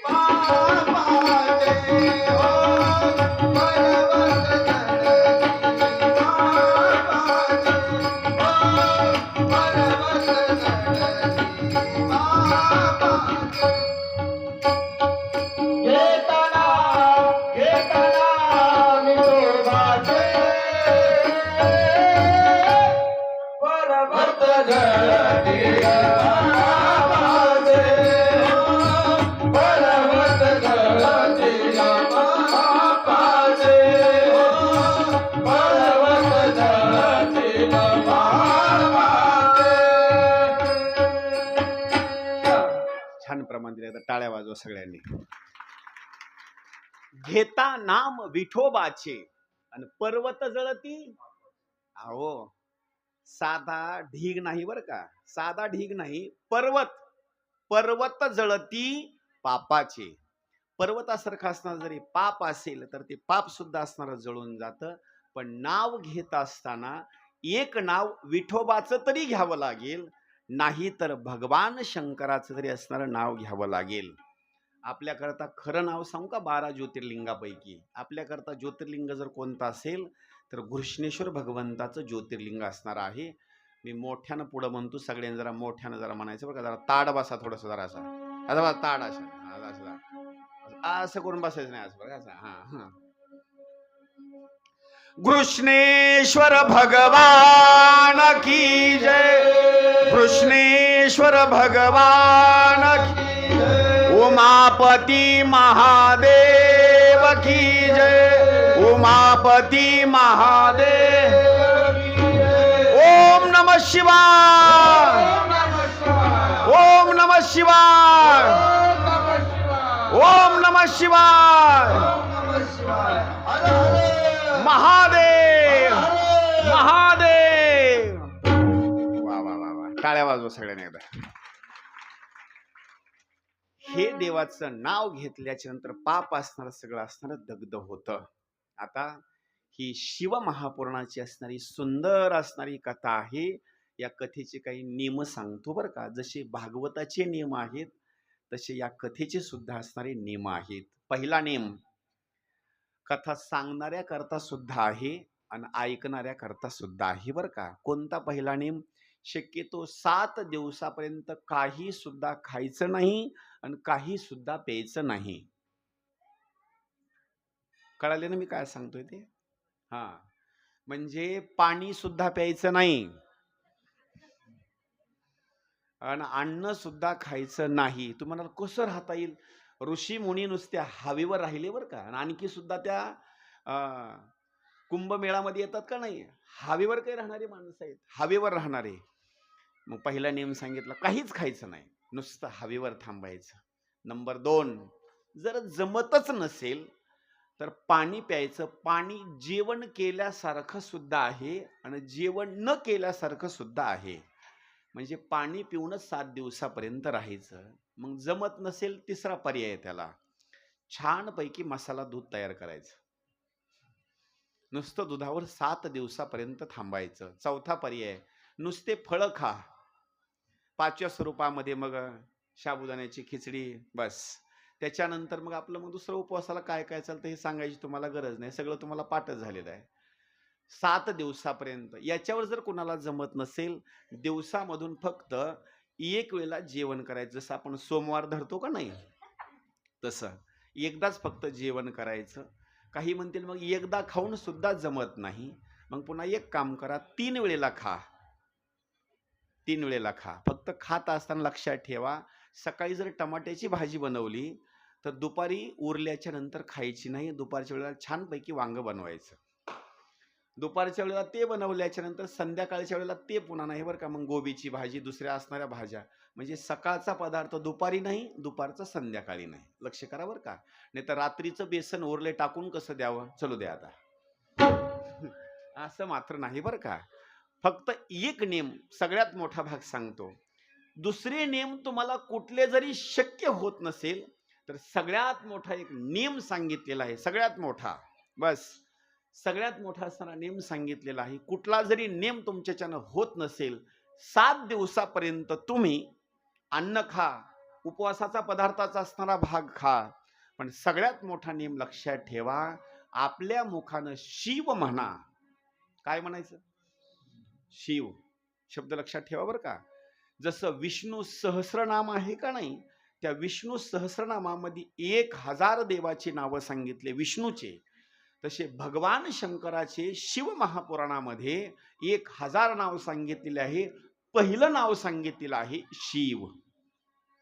म्हणा मोठ्यानं शिव, म्हणा मोठ्यानं शिव शिव शिव शिव. आणि वाईट जर कुणाची खबर आपल्या कानावर आली, कुणी जर वाईट जर बोलू लागलं का नाही, कुणाची निंदा जर करू लागलं, तर काय म्हणायचं माहिती? कानावर हात असा ठेवून शिव शिव शिव शिव शिव शिव शिव शिव. ए तिकडे खेळायला जाऊन, तिकडे जाऊन खेळा तुम्ही, आता इकडे येऊ नका बघा. आता कुणाची निंदा होत असेल, असे कानावर असे हात ठेवायचे आणि काय म्हणायचं? शिव शिव शिव शिव शिव शिव. जुन्या आजीबाई वगैरे म्हणायच्या बरं का, शिव शिव शिव शिव. कशा करता? अरे बाबा, हे शिव नाव आहे का नाही, हे भगवान शंकराचं 1000 पैकी पहिल्या क्रमांकाचं असणारं नाव आहे शिव. आणि आपला एक अभंग आहे का नाही, शिव भोळा, त्याच्यामधला पहिला शब्द कोणता आहे? शिवच आहे बरं का. पण शिव शब्द म्हटल्याच्या नंतर नेमकं काय होतं त्याचा अर्थ सांगितलेला आहे. शिव शब्द ऐसा, शब्द ऐका बरं का, शिव शब्द ऐसा कल्याणदायक, जानती भाविक साधू जन. शिव शब्द हा कल्याणदायक आहे. तुम्हाला जर स्वतःचं कल्याण करून घ्यायचं असेल तर कल्याण होण्याकरता 1000 नावापैकी पहिलं नाव उच्चार करायचा कोणता? शिव. पहिलं नाव असणारं सांगितलेलं आहे शिव. दुसरं नाव सांगितलेलं आहे हर, दुसरं नाव हर.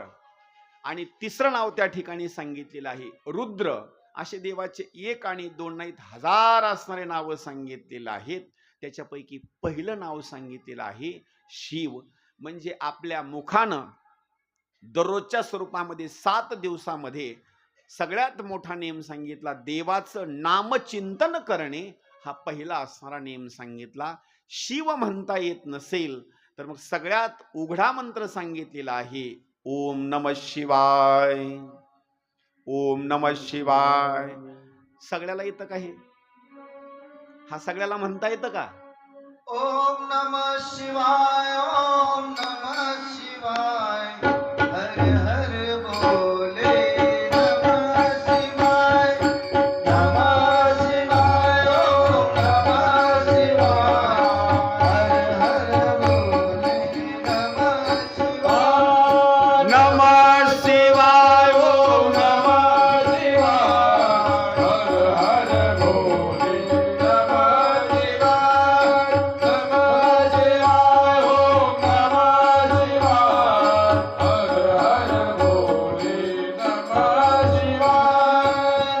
ओम नमः शिवाय, हर हर बोले नमः शिवाय, नमः शिवाय, ओम नमः शिवाय, हर हर बोले नमः शिवाय, नमः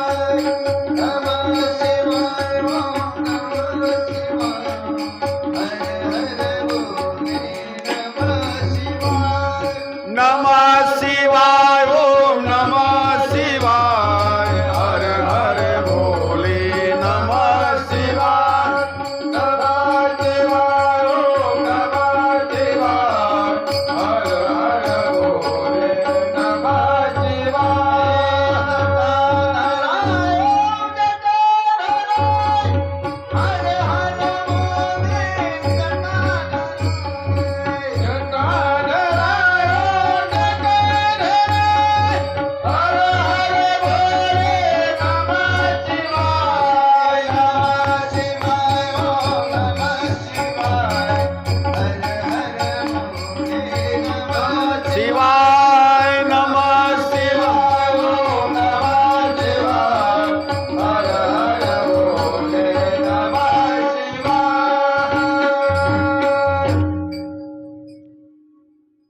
सगळ्यात मोठा असणारा नेम सांगितलेला आहे. आपल्या मुखानं असणारं नामचिंतन करणे हा सगळ्यात असणारा मोठा नेम. आता या ठिकाणी महिला मंडळी आहेत, पुरुष मंडळी आहेत, लहान मुलं आहेत.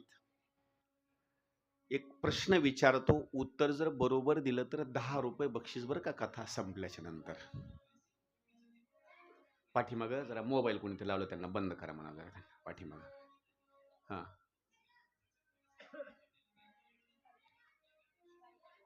प्रश्न असा आहे, सांगा तुम्हाला नेमकं संसार करत असताना नेमकं काय प्राप्त करायचंय तुम्हाला? हा? परत एकदा ऐका बरं का, लक्ष देऊन उत्तर द्या बरं का. आज सकाळ उठल्यापासून, पहाटे उठल्यापासून संध्याकाळच्या 12 वाजेपर्यंत आपली सारखी धावपळ चालू आहे. नेमकं सगळ्या जणाला कशाची प्राप्ती करायची? सुखाची. बर, सुखाची, धनाची. आणखी प्रश्न, शेवटी तुम्हाला काय मिळवायचंय? हे झालं ना, सुख झालं ना आता. आ बर बर, नामचिंतन, बर, सुख. आणखी सांगा तुम्हाला काय मिळवायचंय शेवटच्या क्षणाला? आणखी म्हणजे सगळ्यात पुण्य, बर, मुक्ती. मुक्ती. आणखी बोला, आता मोकळं बोला, तसं काही नाही बरं का, मोकळ्या मनानं बोला तसं. आणखी वा, आत्या उठा एकदा, उठा उठा एकदा, उठून उभा राहा ना एकदा, उठा. हा, हात जोडा आणि तिकडे सांगा सगळ्याला एकदा काय मिळवायचंय ते सांगा एकदा. हे उत्तर बरोबर आहे बरं का, हात जोडा.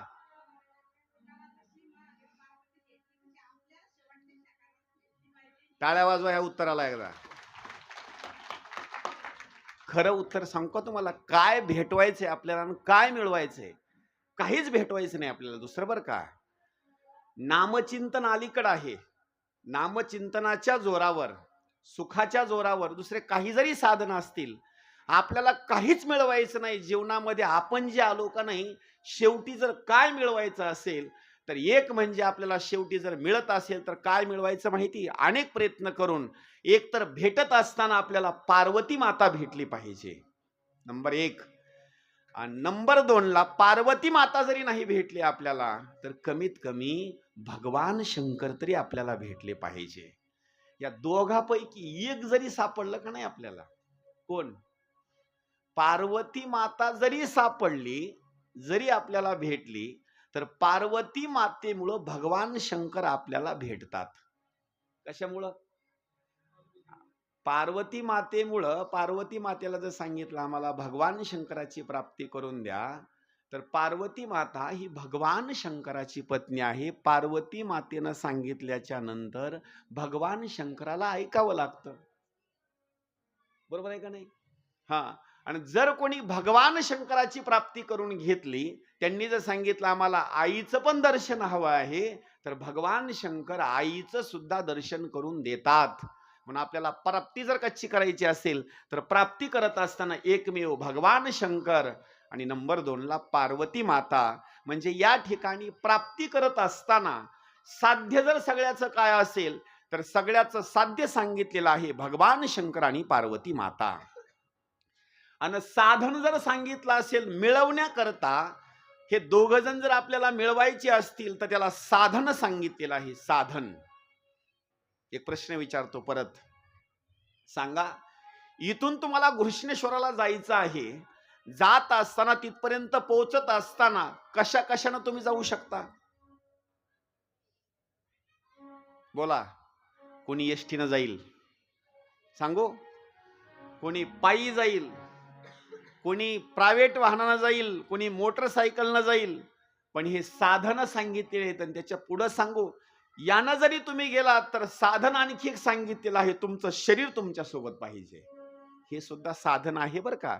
नाहीतर मंदिराच्या जवळ जाऊन सुद्धा तुम्हाला शरीर जर चांगलं नसेल तर मंदिरामध्ये सुद्धा जाता येत नाही. भगवान शंकर आणि पार्वती मातेची प्राप्ती जर करायची असेल तर हे शरीर असणारं साधन सांगितलेलं आहे. बरोबर आहे, बरोबर आहे. जवळ सकळ शीत आहे हात चालावया पाहे तव तू आपुले स्वहित पाहे तीर्थयात्रेला चुकोन जव हे सकळ शीत आहे हात चालावया तव तू आपुले हित पाहे तीर्थयात्रेला चुकोन याच देही घडे देवाचे भजन आणिक हे ज्ञान नाही कोठे. हे ज्ञान कुठं सुद्धा नाही. जर आपल्याला प्राप्त काय करायचं असेल तर भगवान शंकर आणि माता पार्वती हे असणारे साध्य आहेत आणि साधन हे आपलं शरीर आहे.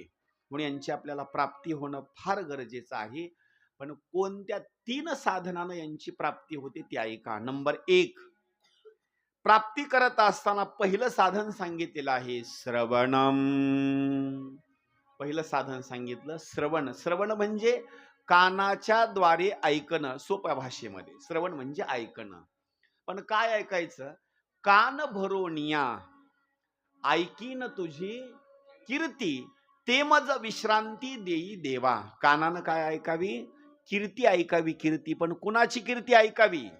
एक भगवान शंकराची, माता पार्वतीची, नवे नवे पंढरीश परमात्म्याची कीर्ती ऐकावी. आणि ती कशी ऐकावी? घेई घेई माझे वाचे घेई घेई माझे वाचे गोड नाम विठोबाचे गोड नाम विठोबाचे घेई घेई घेई घेई माझे वाचे गोड नाम विठोबाचे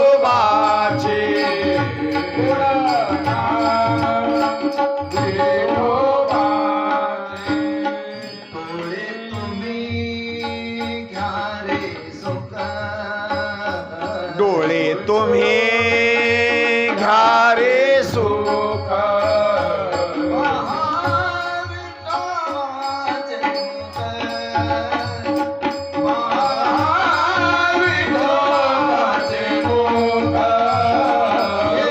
घेई घेई घे गोड नाम विठो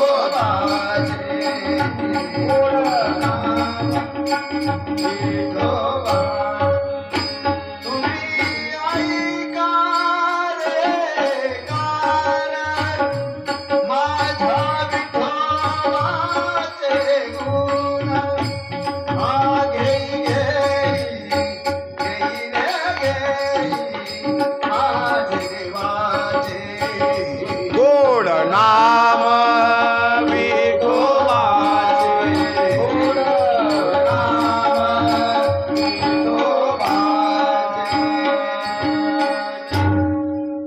पहिलं जर साधन कोणतं सांगितलं असेल तर पहिलं साधन सांगितलं कानानं, श्रवणम कीर्तनम. दुसरं साधन सांगितलं कीर्तन. कोणतं कीर्तन? सगळ्यात सोपं कीर्तन सांगितलेलं आहे नामसंकीर्तन. साधन पै सोपे जळतील बापे जन्मांतरी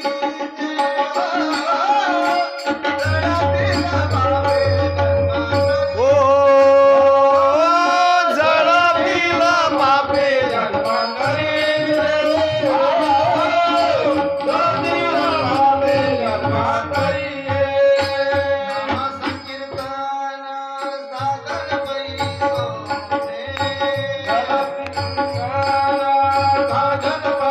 सोपे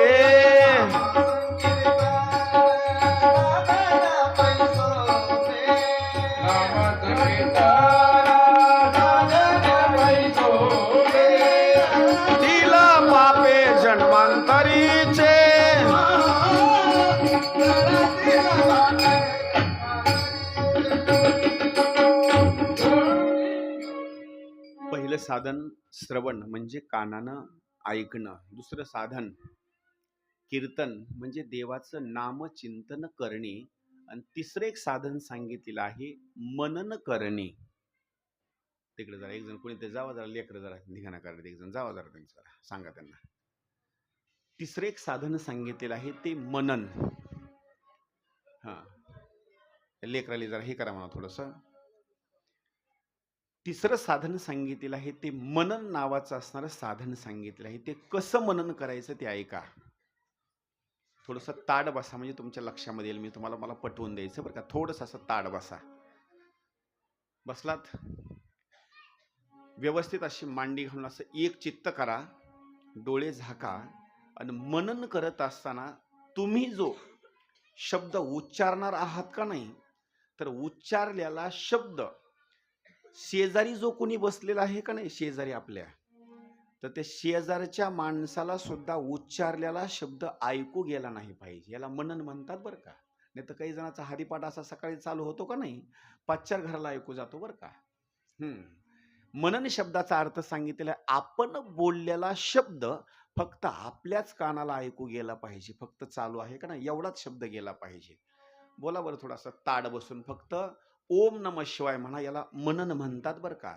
फक्त इतक्या कमी आवाजात म्हणा की तुमचा आवाज शेजारी बसलेल्या माणसाला नाही गेला पाहिजे. फक्त तुमचा आवाज कानालाच असणारा गेला पाहिजे. तुमच्याच कानाला बरं का, दुसऱ्याच्या कानाला नाही. ताड बसा आणि फक्त ओम नमः शिवाय म्हणा.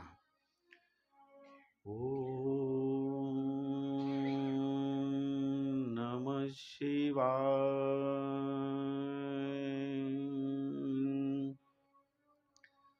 ओम नमः शिवाय.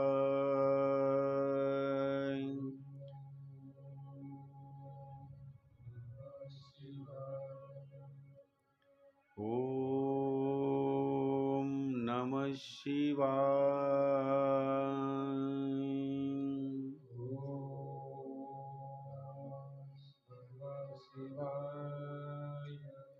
दररोजचं सकाळी आंघोळ केली का नाही, देवाची पूजा झाली का नाही, तर काय करायचं माहिती का, अशी माळ वगैरे घे जा. एक तर रुद्राक्षाची माळ घ्यायची.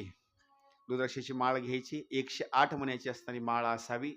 आणि इतका जप सुंदर स्वरूपामध्ये करायचा, इतका सुंदर स्वरूपामध्ये की आपले जे ओठ आहेत का नाही एकदम धीम्या गतीनं असे हलावे आणि आपला आवाज फक्त आपल्या कानाला जावा. फक्त आपल्या कानाला बरं का. आपला आवाज दुसऱ्याला कोणाला सुद्धा जाऊ नये. याला म्हणायचं मनन. हे असं जर कोणी मनन करत असेल ना, तर एक सांगू, आपला बोललेला आवाज फक्त आपल्या कानालाच ऐकू जातो अशातला भाग नाही. तुम्ही एवढ्या कमी स्वरामध्ये बोललेला शब्द सुद्धा, इतक्या कमी आवाजातला असणारा शब्द सुद्धा घरातल्या लोकांना ऐकू जाणार नाही, शेजाऱ्याला ऐकू जाणार नाही, पण इतक्या कमी आवाजामधला शब्द माझ्या घृष्णेश्वर भगवंताला ऐकू जाणार. इतक्या लहान आवाजामध्ये बोलल्या बरं का, कुणालाच ऐकू जाणार नाही. पण तो मनन शब्द,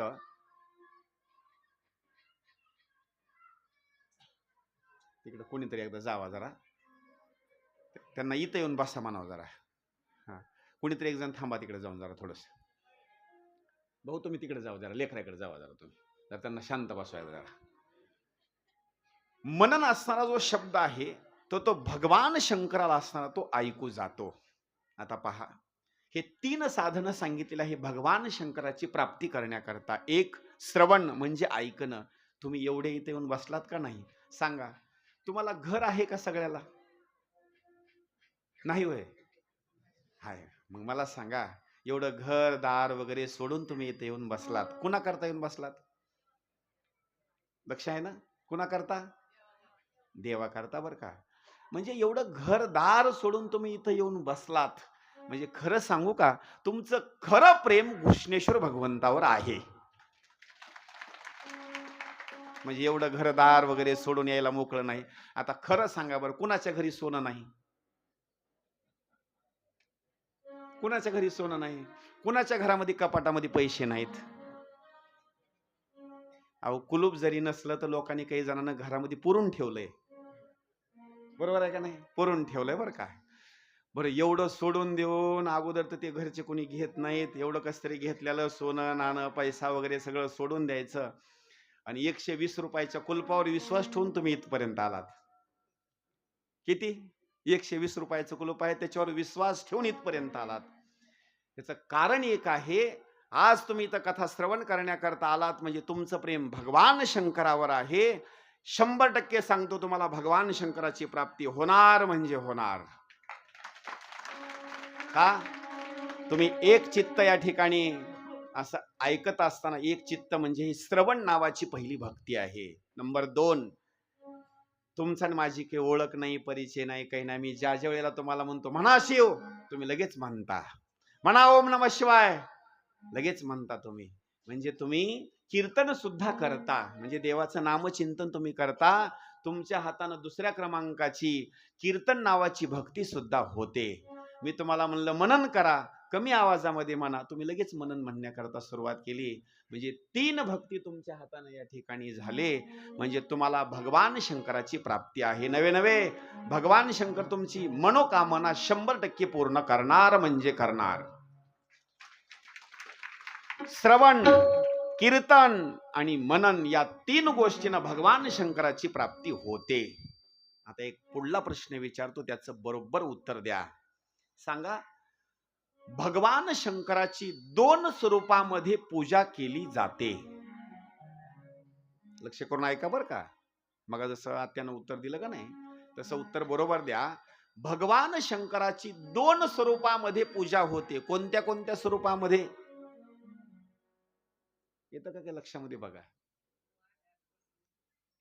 कशावर? ते नाही तो नाही प्रश्न. परत सांगतो, जरा सोपं सांगतो. सांगा, बाळकृष्ण आपल्या देवपूजेमध्ये आहे, देवघरामध्ये आहे.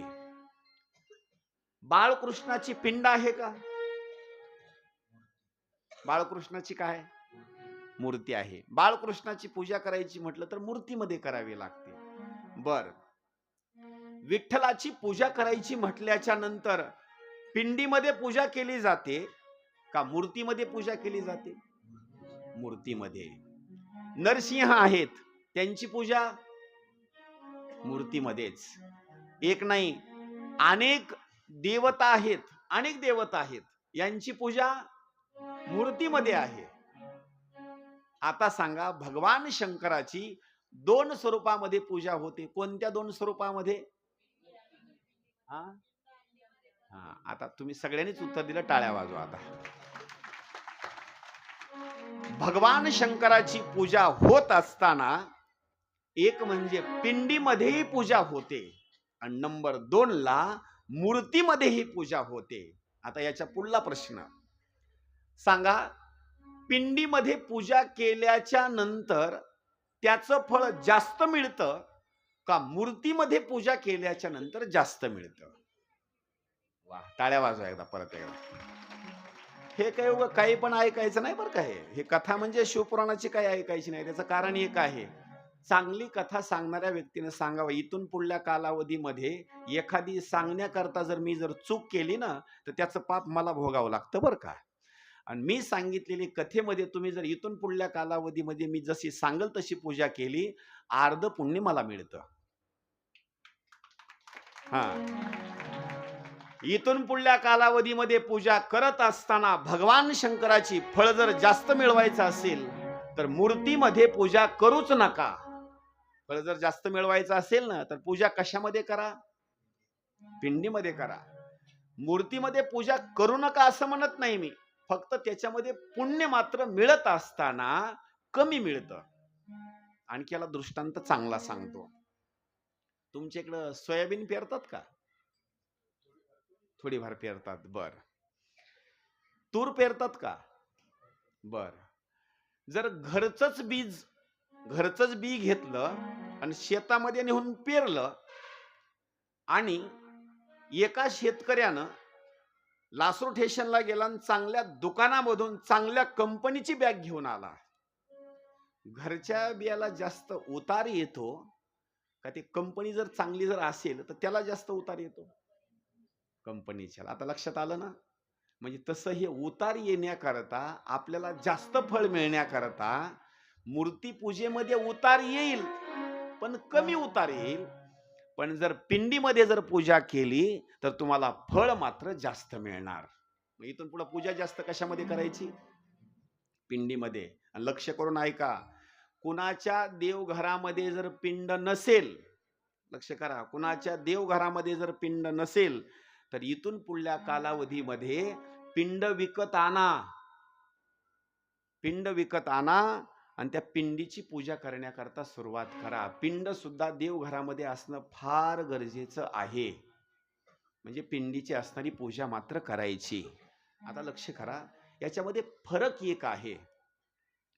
सांगा, विष्णूच्या बाबतीमध्ये पिंड नाही, ब्रह्मदेवाच्या बाबतीमध्ये पिंड नाही, नरसिंहाच्या बाबतीमध्ये पिंड नाही. सगळे जे देवता आहेत का नाही, सगळ्या देवतेमध्ये जर श्रेष्ठ देवता कोणती असेल तर भगवान शंकर सगळ्यामध्ये श्रेष्ठ आहे. कसं काय? त्याचं कारण सांगितलेलं आहे. प्रभू श्री रामचंद्रजीचा जन्म सांगता येईल, कृष्णाचा जन्म सांगता येईल, नरसिंहाचा जन्म सांगता येईल, इतर देवतेचे जन्म सांगता येतील, पण भगवान शंकराचा जन्म कुणाला सांगता येईल? बर, आपलं वय आपल्याला सांगता येईल हो. आधार कार्डवर लगेच कळतं आपल्याला 60 वर्ष झाले. आता पगार सुरू करा. आता आपल्याला वय सांगता येईल. तसं भगवान शंकराचं वय कुणाला सांगता येईल का? अजिबात कुणाला सांगता येत नाही. किती वर्षाचे आहेत अजिबात कुणाला सांगता येणार नाही. भगवान शंकराचे 2 रूप सांगितलेले आहेत. नंबर 1, एक आहे सगुण आणि एक आहे निर्गुण. म्हणजे एक आहे सकल आणि एक आहे निष्कल, असे भगवान शंकराचे 2 रूप आहेत. मग आता फरक एवढाच आहे, इतर देवतेची पूजा मात्र मूर्तीमध्ये होते, दुसऱ्या देवतेची पूजा मात्र पिंडीमध्ये मात्र होत नाही. भगवान शंकराची पूजा पिंडीमध्ये होते. आता विशेष स्वरूपामध्ये चरित्राला सांगण्याकरता सुरुवात करतो. कथा लक्ष देऊन ऐका बरं का. आता आपली कथा कोणत्या उत्सवाच्या निमित्तानं सुरू आहे? महाशिवरात्र. बरं का, नुसती शिवरात्र नाही. कोणती शिवरात्र? महाशिवरात्र.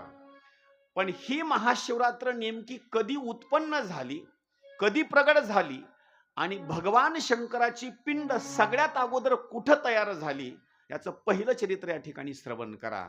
12 ज्योतिर्लिंग नंतर आहेत बरं का. हे 12 ज्योतिर्लिंग नंतर आहेत.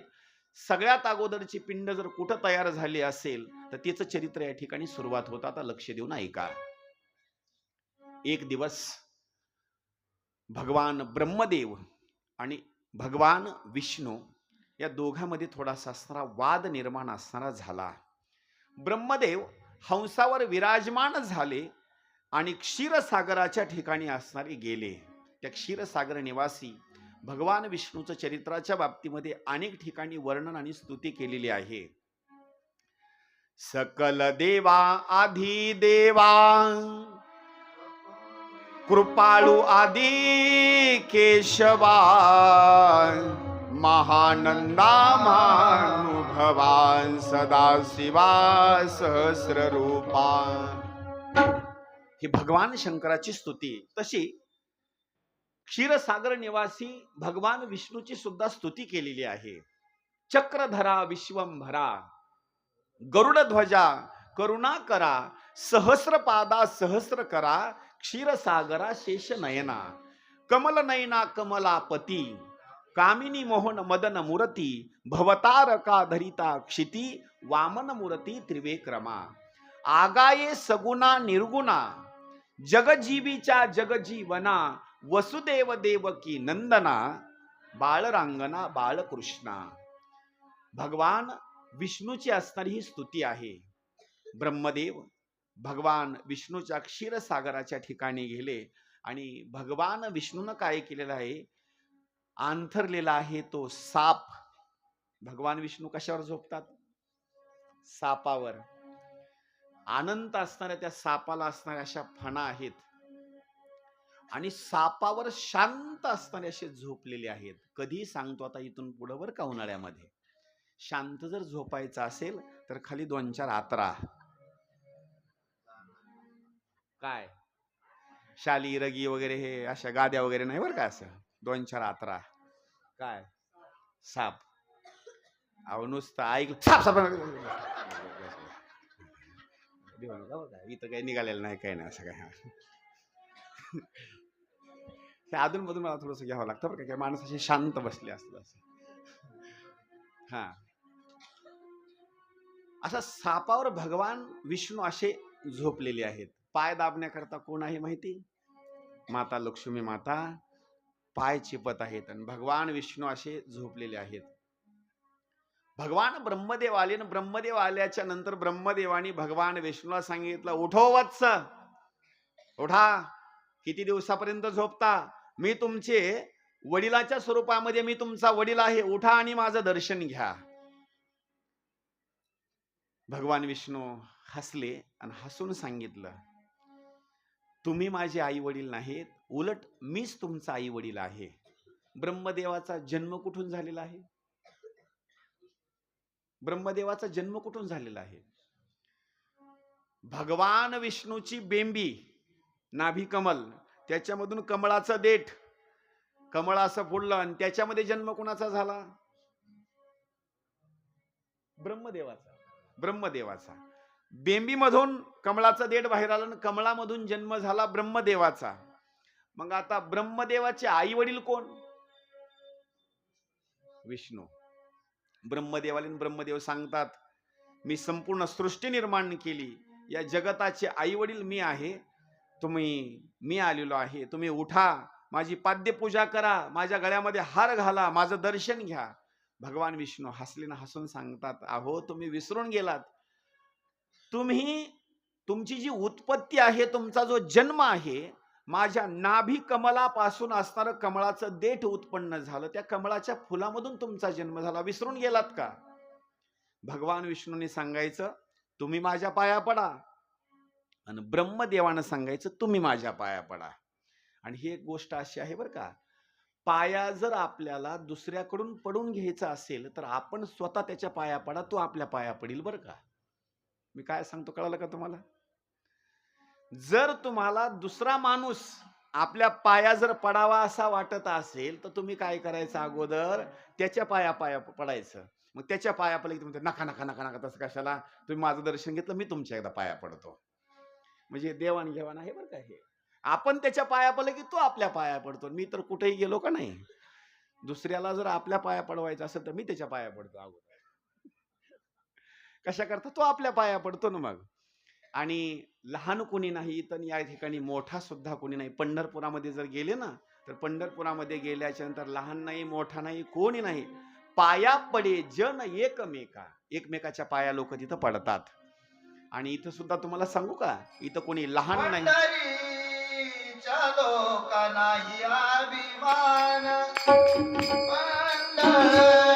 पंढरीच्या लोका नाही अभिमान, पंढरीच्या लोका नाही अभिमान, पंढरीच्या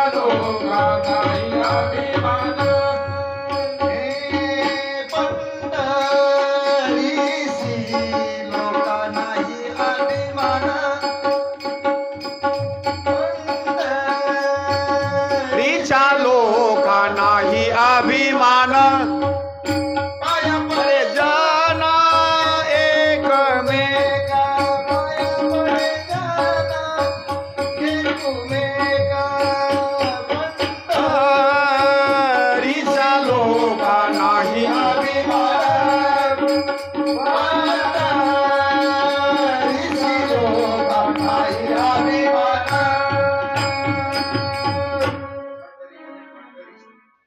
पंढरीच्या लोका नाही अभिमान, पाया पडे जन एकमेका. तिथं मात्र अभिमान नाही. तिथं मात्र काय करतो माणूस, कितीही गरीब असेल कितीही श्रीमंत असेल, अभिमान सगळा सोडून देतो आणि एकमेकाच्या असणाऱ्या पाया पडतो. एरवी गावामध्ये माणसं एकमेकाला म्हणतात, अरे चहा पाज ना, अजिबात पाजणार नाही. कुठं? गावात बरं का. आणि पंढरपूरला गेल्याच्या नंतर म्हणतो, चला की चहा घेऊ आपण. 10 माणसं असू द्या 20 माणसं असू द्या, थांबा थांबा मी पैसे देतो बरं का. कशा करता? अभिमान सगळा सोडून दिलेला असतो. तिथं मात्र उदार अंतकरणानं खर्च करण्याचा प्रयत्न करतो. ज्या वेळेला भगवान विष्णू आणि भगवान ब्रह्मदेवामध्ये वादविवाद झाला, त्यावेळेस युद्धाचा प्रसंग निर्माण झाला. विष्णूचं वाहन काय आहे? विष्णूचं वाहन नंदी का? गरुड. आणि ब्रह्मदेवाचं वाहन? ब्रह्मदेवाचं वाहन माहित नाही का? असू द्या, त्यांनी वाहन खरेदी केल्याच्या तर तुम्हाला पेढे दिले नसतील त्यांनी. ब्रह्मदेवाचं वाहन आहे हंस. शब्द लक्षात ठेवा बरं का, हंस. ब्रह्मदेवाचं वाहन आहे हंस आणि भगवान विष्णूचं वाहन आहे गरुड. दोघांचं घनघोर युद्ध. सत्यलोक निवासी असणारे जे ब्रह्मदेवाचे सैनिक होते आणि विष्णू भगवंताचे सैनिक होते, यांच्यामध्ये घनघोर युद्ध झालं. ब्रह्मदेवामध्ये आणि भगवान विष्णूमध्ये घनघोर युद्ध झालं. असं इतर लोकांना वाटलं की आता या घनघोर युद्धामध्ये सृष्टी राहणार नाही. त्यावेळेला सगळेजणांनी काय केलं? या दोघांचे भांडण सोडवण्याकरता, युद्ध सोडवण्याकरता भगवान शंकराकडे असणारे गेले आणि भगवान शंकराची स्तुती केली. देवा वाचवा, आता ही सृष्टी मात्र राहणार नाही का? ब्रह्मदेव आणि भगवान विष्णू या दोघांचं युद्ध सुरू झालेलं आहे, ही सृष्टी मात्र राहणार नाही. भगवान शंकर कैलास पर्वतावर बसून हसले. त्यांचं एक वर्णन केलेलं आहे. ते कसे बसतात माहिती का? कैलास पर्वतावर सिंहासनावर बसल्याच्या नंतर डावा पाऊल असतो खाली. लक्ष करा बरं का, डावा पाऊल असतो खाली. उजवा जो पाऊल आहे, म्हणजे उजवी जी असणारी जी काही मांडीचा भाग आहे, पाय आहे, तो डावा पायावर ठेवलेला असतो आणि आपला डावा हात उजवा असणारा जो तळवा आहे का नाही, त्या तळव्यावर असणारा तो ठेवलेला असतो. या देवतेंनी, इतर लोकांनी स्तुती केल्याच्या नंतर भगवान शंकर हसले ना, हसून सांगितलं, कुठं काय चालू आहे तुम्ही येऊन मला सांगण्याची गरज मात्र नाही, मला सगळं असताना माहिती आहे. तुम्ही मात्र काळजी करू नका. ज्या ठिकाणाहून तुम्ही आला होतात का नाही, त्या ठिकाणी तुम्ही निघून जा. एक सांगू, कुठं काय चालू आहे भगवान शंकराला जाऊन सांगण्याची गरज नाही. भगवान शंकर कैलास पर्वतावर बसून जाणतात, त्यांना सांगण्याची गरज नाही. गवळी शिवऱ्यामध्ये, आपलं जे गाव आहे ना गवळी शिवरा, या गावामध्ये शेषराव गवळी यांच्याच घरी अंगणामध्ये चालू असणारी कथा कोणी जाऊन तिथं भगवान शंकराला सांगण्याची गरज नाही. शब्द लक्षात ठेवा बरं का, कोणी जाऊन सांगण्याची गरज नाही. तिथं बसून कैलास पर्वतावर त्यांना माहिती आहे कथा गवळी शिवऱ्यामध्ये चालू आहे. हे सांगण्याची गरज नाही बरं का. का? कुठं काय चालू आहे, इथं बसलेले जेवढे मंडळी आहेत का नाही, इथं बसलेली सगळी मंडळी कोण कोण कथेला आहे, तिथं जाऊन सांगण्याची गरज नाही. तिथं बसून त्यांना माहिती आहे कोण कोण कथा ऐकत, कोण कोण कथा ऐकत, हे सांगण्याची गरज नाही. तिथं बसून ते जाणतात. भगवान शंकराने हसून सांगितलं, तुम्ही विनाकारण कष्ट केलं, तुम्ही तुमच्या घरी असणारे निघून जा. भगवान शंकरांनी दोघांचे भांडण मिटवण्याकरता एकमेकाचे असणारे अवयव पकडलेले होते. भांडण लागल्याच्या नंतर आपण जसं म्हणतो का नाही, गच्ची पकडली हातानं, तसं विष्णूनं ब्रह्मदेवाचं हात म्हणा, गळा म्हणा असा पकडलेला, ब्रह्मदेवाने त्यांचा असणारा हात गळा असा पकडलेला, एकमेकाला मारहाण असणारी चालू आहे. दोघांचे भांडण मिटवणं म्हणजे एवढी साधारण गोष्ट नाही. भगवान शंकरांनी काय केलं, दोघांचे भांडण मिटवण्याकरता, भांडण सोडवण्याकरता, दोघांचं भांडण जर सोडवायचं असेल तर त्याला परत 2 माणसं लागतात या दोघांना बाजूला सारण्याकरता.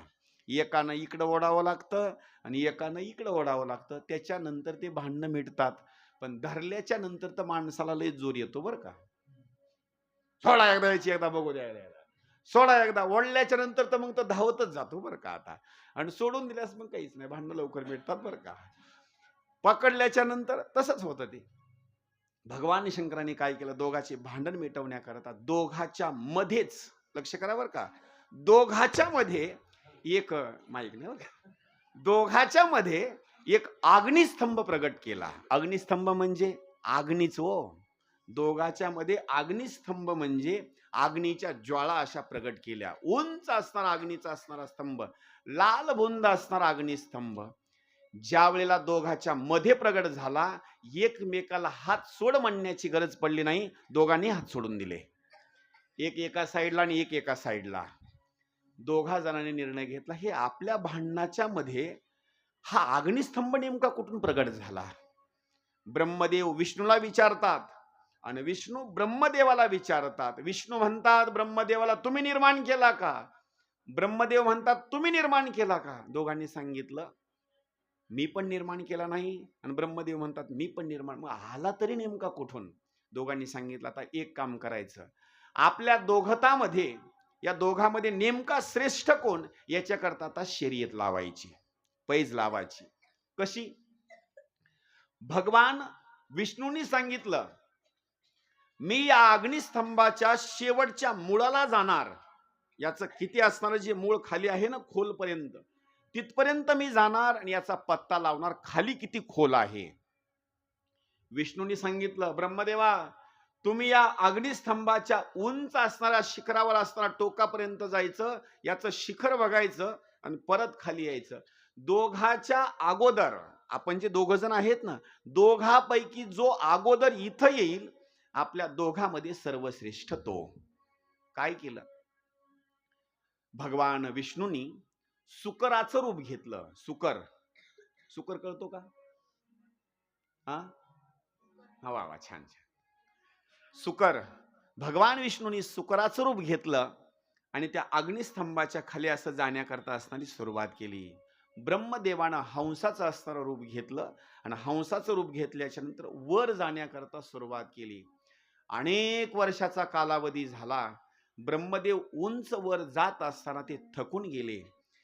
भगवान विष्णू खाली तळाला जाऊ लागले. भगवान विष्णूही थकले. त्यांनी निर्णय घेतला, श्रेष्ठ ब्रह्मदेव ठरले तर ठरू द्या, पण आता मी मात्र खाली मात्र जाऊ शकत नाही. पाण्यामध्ये एखादा माणूस जर खाली बुडला ना, किती वेळापर्यंत खाली थांबू शकतो? 1 मिनिट, 1.5 मिनिट, 2 मिनिट, पुन्हा मात्र थांबू शकत नाही. श्वासोश्वास त्याला मिळत नाही. भगवान विष्णू वर आले, जिथं त्यांचं युद्ध चालू होतं तिथं येऊन थांबले, मांडी घालून सुंदर स्वरूपामध्ये बसले. भगवान ब्रह्मदेव वर गेलेले होते. त्यांनी विचार केला, आता मी सुद्धा या अग्निस्तंभाचा वरचा भाग मी बघू शकत नाही, पण काहीतरी आता लबाडी केली पाहिजे. ब्रह्मदेवानी तिथं केतकी नावाचा एक वृक्ष होता. लक्ष देऊन ऐका बरं का.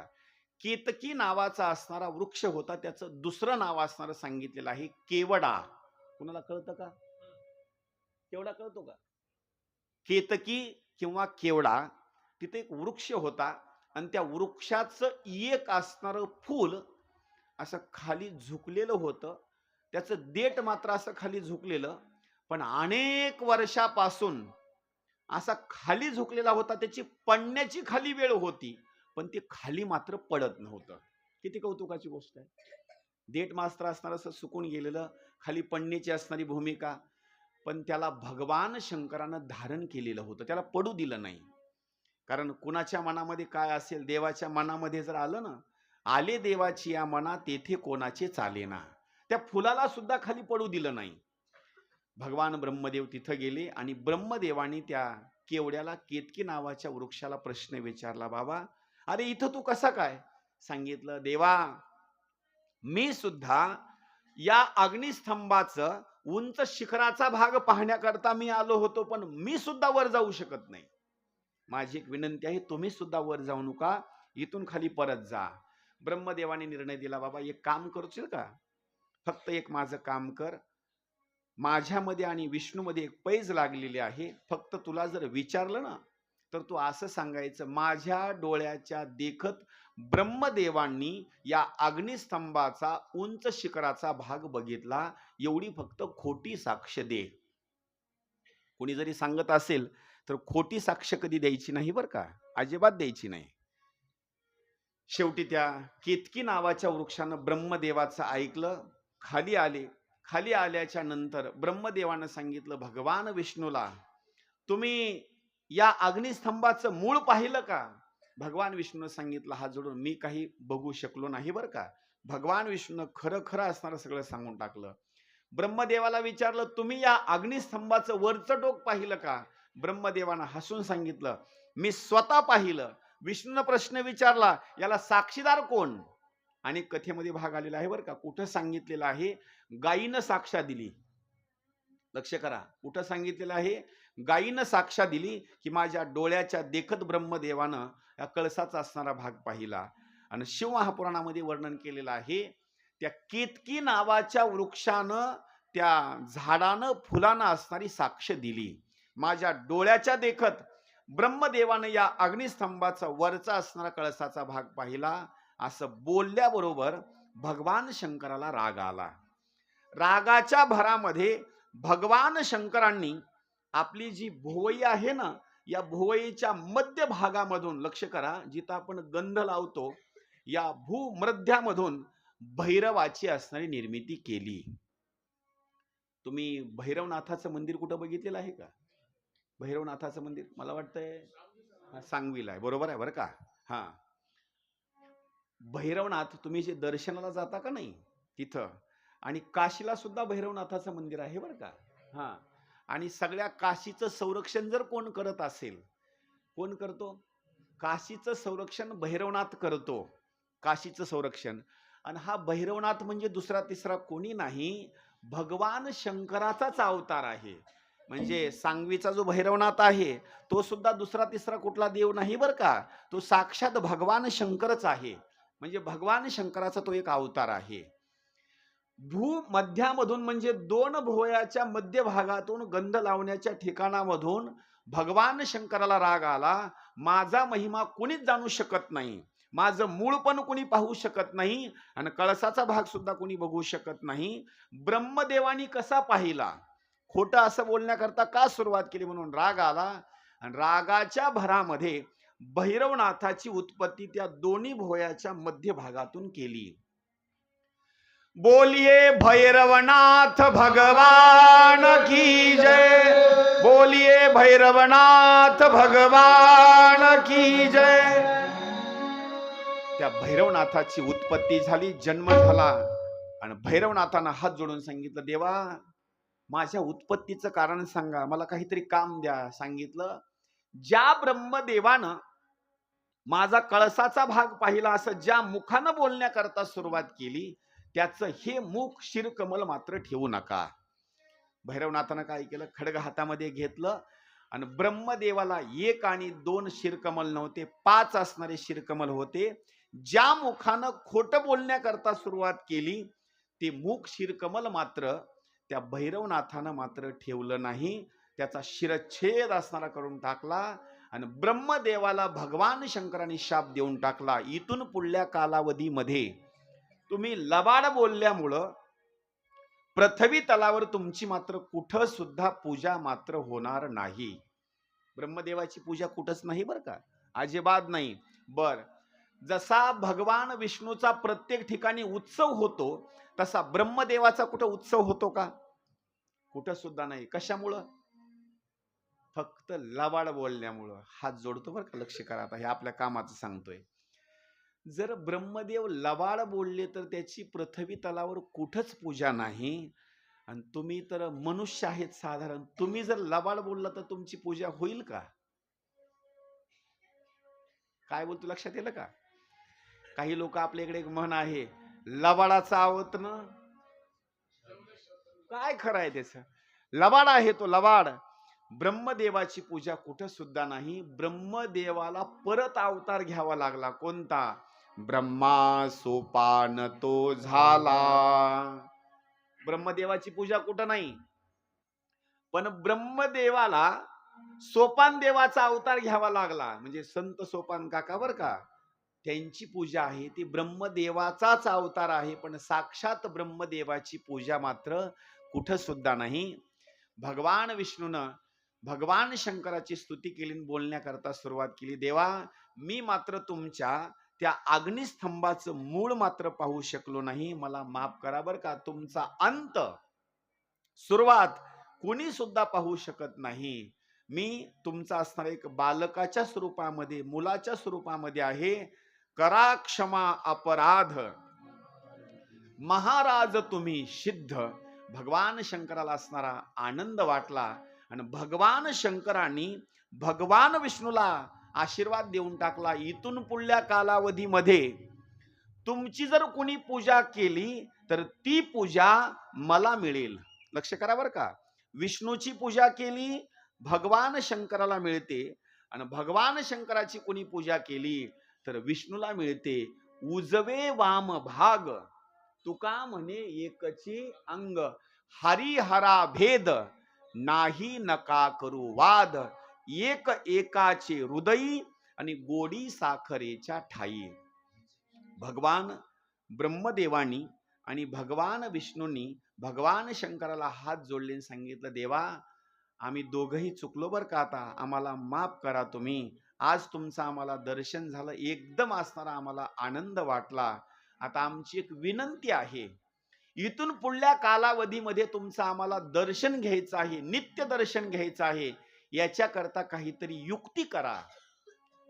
ज्या दिवशी भगवान शंकरांनी अग्निस्तंभ निर्माण केला दोघांचे भांडण मिटवण्याकरता, त्या दिवशीला पुढल्या कालावधीमध्ये जे नाव प्राप्त झालं त्याच रात्रीचं नाव, त्याच दिवसाचं नाव आहे महाशिवरात्री.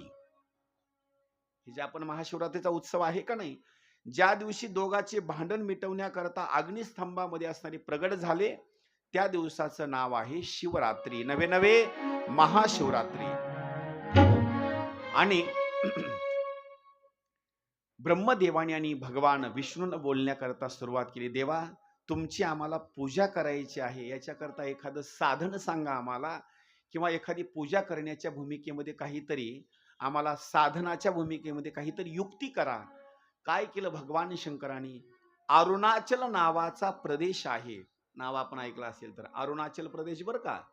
अरुणाचल नावाच्या प्रदेशामध्ये सगळ्यात अगोदर पिंड जर कुठं निर्माण झाली असेल तर सगळ्यात अगोदर 12 ज्योतिर्लिंगाच्या सुद्धा अगोदर अरुणाचल प्रदेशाच्या ठिकाणी पहिलं ज्योतिर्लिंग असणारं त्या ठिकाणी सांगितलेलं आहे. आणि त्याच दिवसाचं नाव आहे महाशिवरात्री. म्हणून आपला असणारा उत्सव आहे तो महाशिवरात्रीच्या निमित्तानं आहे. आजची झालेली सेवा तुम्ही संत मायबाप तुमच्या चरणी मी समर्पित करतो, इथंच थांबतो. उद्या मात्र एक गोष्ट लक्षात ठेवा, आज सुद्धा हरिपाठाला थोडासा उशीर झाला. अशोक लोकडी थोडं लवकर बरं का आता उद्याच्याला. हां, तुम्ही थोडा उशीर केलाय आज. हां, हरिपाठ संपायच्या वेळेला आलीत बरं का हे आता. हां, उद्यापासून सगळ्या महिला मंडळी असतील, पुरुष मंडळी असतील, हा एक अखंड हरिनाम सप्ताहाच्या स्वरूपामधला भाग आहे. बरोबर 5 वाजता म्हणजे 5 वाजता या ठिकाणी यायचं. साऊंड सिस्टीम वाला सुद्धा हात जोडून नम्र विनंती बरं का. आता हे आमचे महाराज अगोदर येऊन थांबलेत बरं का, इथं तबला वगैरे लावून सगळं बरं का, पण तुमच्यामुळं पुन्हा 15-20 मिनिट उशीर झाला. तुम्ही 4:30 वाजता इथं यायचं, 5 वाजता सगळी साऊंड सिस्टीम जोडून द्यायची.